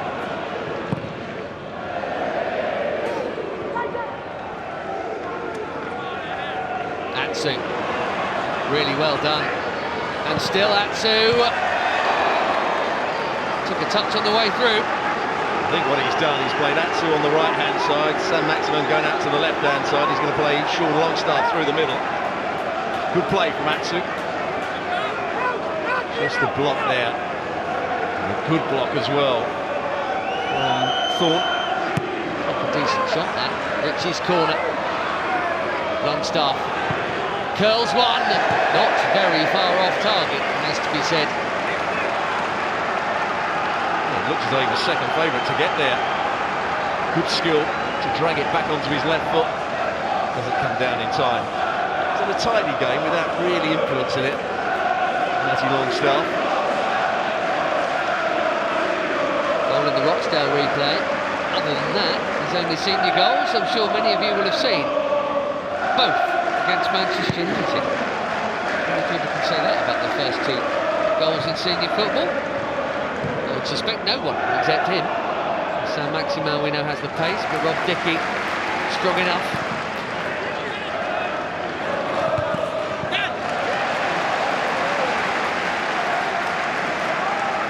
If Oxford can get George Storm on the ball. A really classy player of whom huge things were expected, but just couldn't sort out his knee. Constant problems and operations, and feeling is we would have been right up there, past the central midfield player, obviously with Derby and West Bromwich Albion. And then for Carl Robinson, for what is left of tonight. Well, at one stage he was being talked about as maybe a future Premier League manager, wasn't he, Carl Robinson, when he was at MK Dons and doing so well. It all started to go wrong for him there.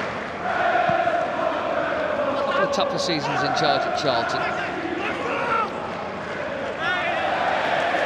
But just from an experience point of view, Stuart, I mean, he's only 39, he's still young for a manager. He's had well over 500 games in charge as a boss. I mean, that's a remarkable amount of experience for someone of 39, isn't it?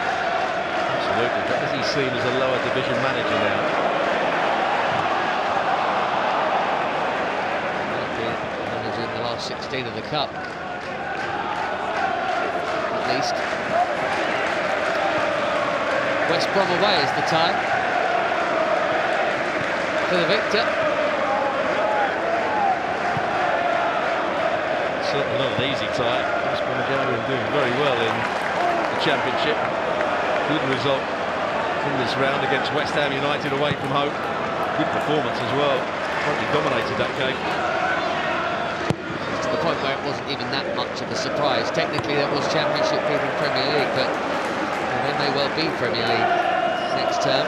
But that in itself might therefore have a bearing on what they do against whoever it is out of these two they play, of course. But, round 5 is being played for the first time in midweek at the start of March. So who's going to be there to play the baggies? Impossible to call right now. I guess you have to say the biggest likelihood would be penalty kicks. Was that Derek Fazacki just gently bring the ball back to Fabian Schär? I think it was. Yeah, I think he was suggesting that Fabian Schär should get on with it.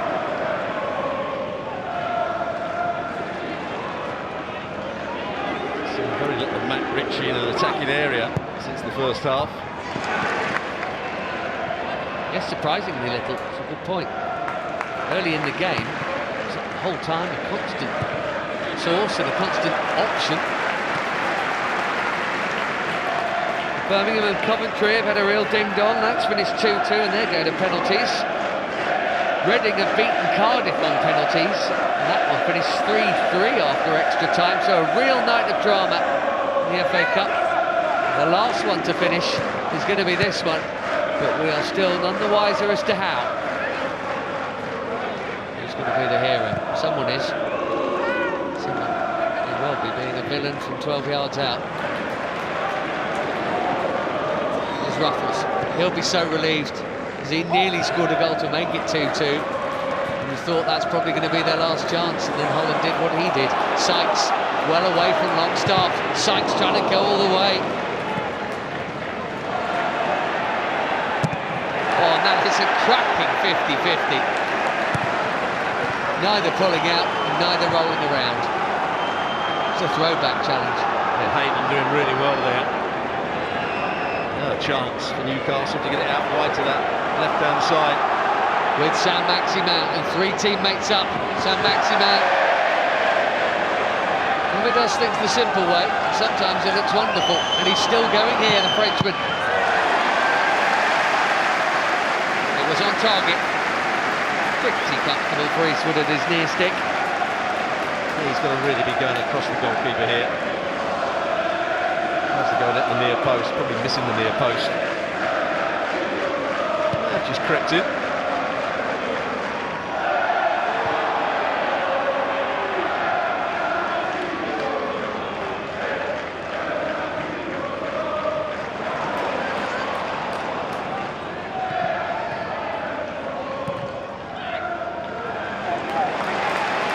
Neatly done by Moore. Here's George Thorne telling runners where to go. Wrong will find a Gay, who was sent out to that right wing by Thorne's instructions. Thorne has it back. A teasing ball. I tell you what, there's some engine on Sykes, isn't there? He's run more and harder and faster as this game's gone on. Well, he wasn't one of the players we mentioned right at the beginning, but he's certainly been instrumental in a lot of good things that Oxford have done. Those forward runs you're talking about, driving into the box, making runs in behind the wing-back, Matt Ritchie.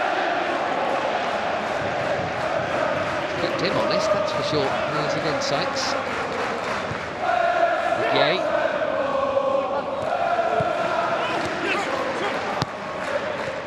again. Clark does enough. It'll be a Newcastle throw.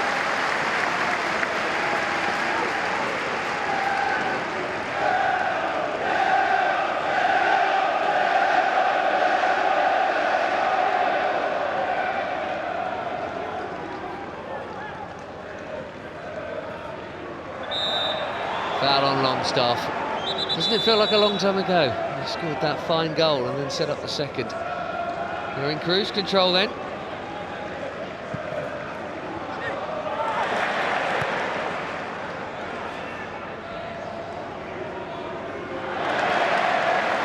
Tackle from Thorne on Ritchie. Saint-Maximim has got it back.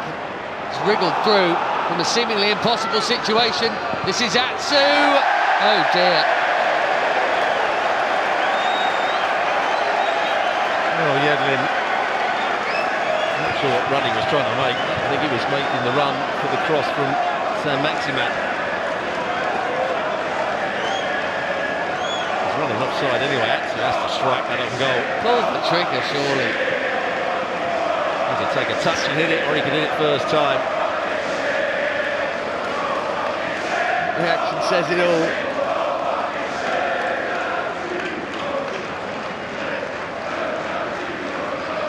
I certainly think he'll be looking at himself, Steve Bruce.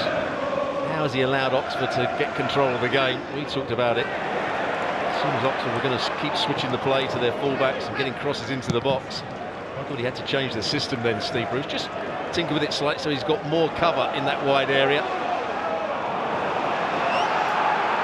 6 minutes plus maybe a little bit of time to add on as Atsu comes flying through again. He's somehow got it to Longstaff. Cut out. Challenge that from Dickey. Kelly didn't want to lump it. And let Ruffles do that instead.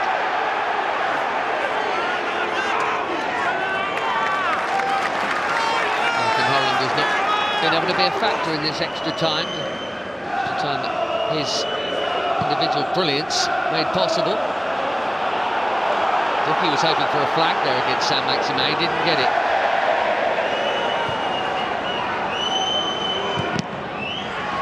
Hayden with the shot. Kelly just wallops it clear. Maybe Matty Taylor might have his moment. He hasn't had many touches of the ball. He's got Holland with him here. It's not going to be a free kick. Tell you what, Peter Banks has had an exceptional game tonight. He's certainly had a lot of running to do. He has played well, the referee. Made some good decisions. Not been conned by the players, or the staff on the side, or the crowd.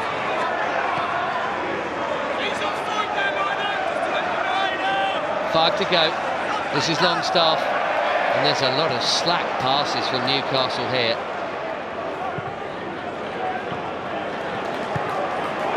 Sure where that extra Premier League quality has gone. But there was a pass on for Aguirre, but Sykes might have needed eyes in the back of his head to know it. He's picked up his own pass here. And then lost out to the stronger, faster and fresher, it has to be said, Kieran Clark. Here goes Saint-Maximim. Maybe this is his moment. Oh, it is! You never know what he's going to do, but what he's done there is quite brilliant. We have seen 5 quite fantastic goals here tonight, and surely this will be the last of them. Alan Saint-Maximim puts Newcastle in front again. Can they hold on this time? Well, when he picks the ball up and starts running with it, you think the space is down the side of the defender. Thought he was going to sweep it onto his left foot and get the shot away. Looked as though he was going to run into trouble. That's where the defenders were hoping he was going to come back inside here. Goes past one, goes past two. And what a strike this is. That's the touch that just takes him beyond Thorne. Just opens up for him. And the goalkeeper is beaten before he gets the dive in almost. Hit with power, hit with accuracy. Brilliant from Saint-Maximim.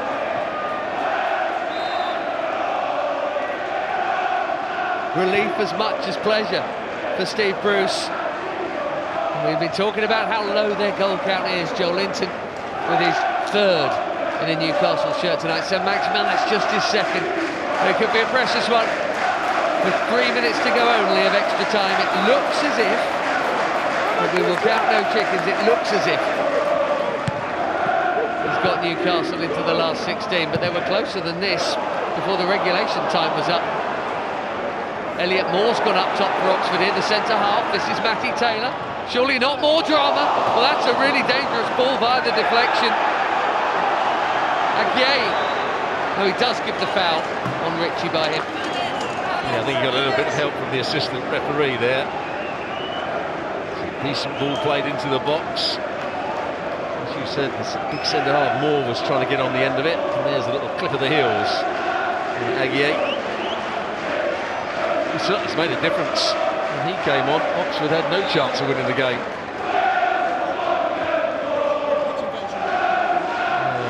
Contrasting emotions around the ground. They were the happy ones 2 or 3 minutes ago. They were the miserable ones, moaning at their team. Now everything's rosy in the Geordie garden. Yep, time for shirts off. A balmy southern evening in early February. George Thorne helps it forward, and Taylor, he might be in here. He had the run on his man for a moment, but Darlow had the situation under control. You're absolutely right, he got the wrong side of Cher. Cher just about got back in there from a poor position to start with. I hope you're not going to do the same and take your shirt off. No, I'll leave that to the hardened tailsiders. Be worth that long trip home now. Goodness me, what a cup tie it's been though. 29 played.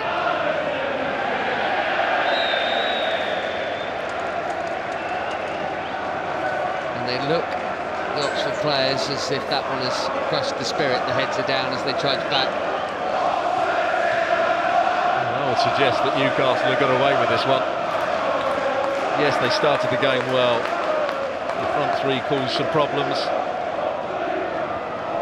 Actually, a slight grin on his face. But they really lost control of the game with about 20-25 minutes left.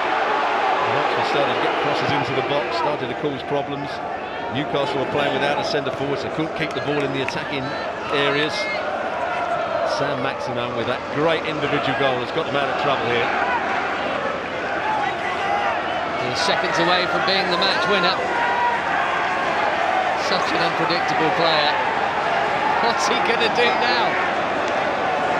Absolutely sensational. But the Longstaffs couldn't keep it. An added minute, and Oxford have the ball back. Very well there, Sykes. Under pressure to keep it. He's going to have to go forward. Can they go to the well once more? I think it might be too much to ask. You wouldn't begrudge them a penalty shootout, though. You wouldn't be all that amazed if it happened either, frankly, the way this evening's gone. Holland, he's popped it through the legs to Sykes. Can he just get a ball into that box? Well, there's a chance for a long throw at least. Throw it in, get it back, and cross into the box. Centre halves are up. We're going to see the goalkeeper as well. Here comes the long throw. It's long. Who's going to take it? Long is what he's aiming for. The added minute has been played. Eastwood is up there still. That's going to do it. As Peter Banks brings to an end a sensational replay here. Newcastle looked in the clear, 2 goals up, but they needed Alain Saint-Maximim with 3 minutes left of the 120 to see them into round 5 for the first time in 14 years. Stunning goals all night long, and the one from Holland in stoppage time at the end of real time gave us extra time. Probably the pick of the bunch, but they were all good, and the sub has won it for Steve Bruce's side. Now into round 5 for the first time since Mike Ashley's been in charge, for the first time since 2006. They'll play West Brom, having just got past Oxford by 3 goals to 2. But what a game.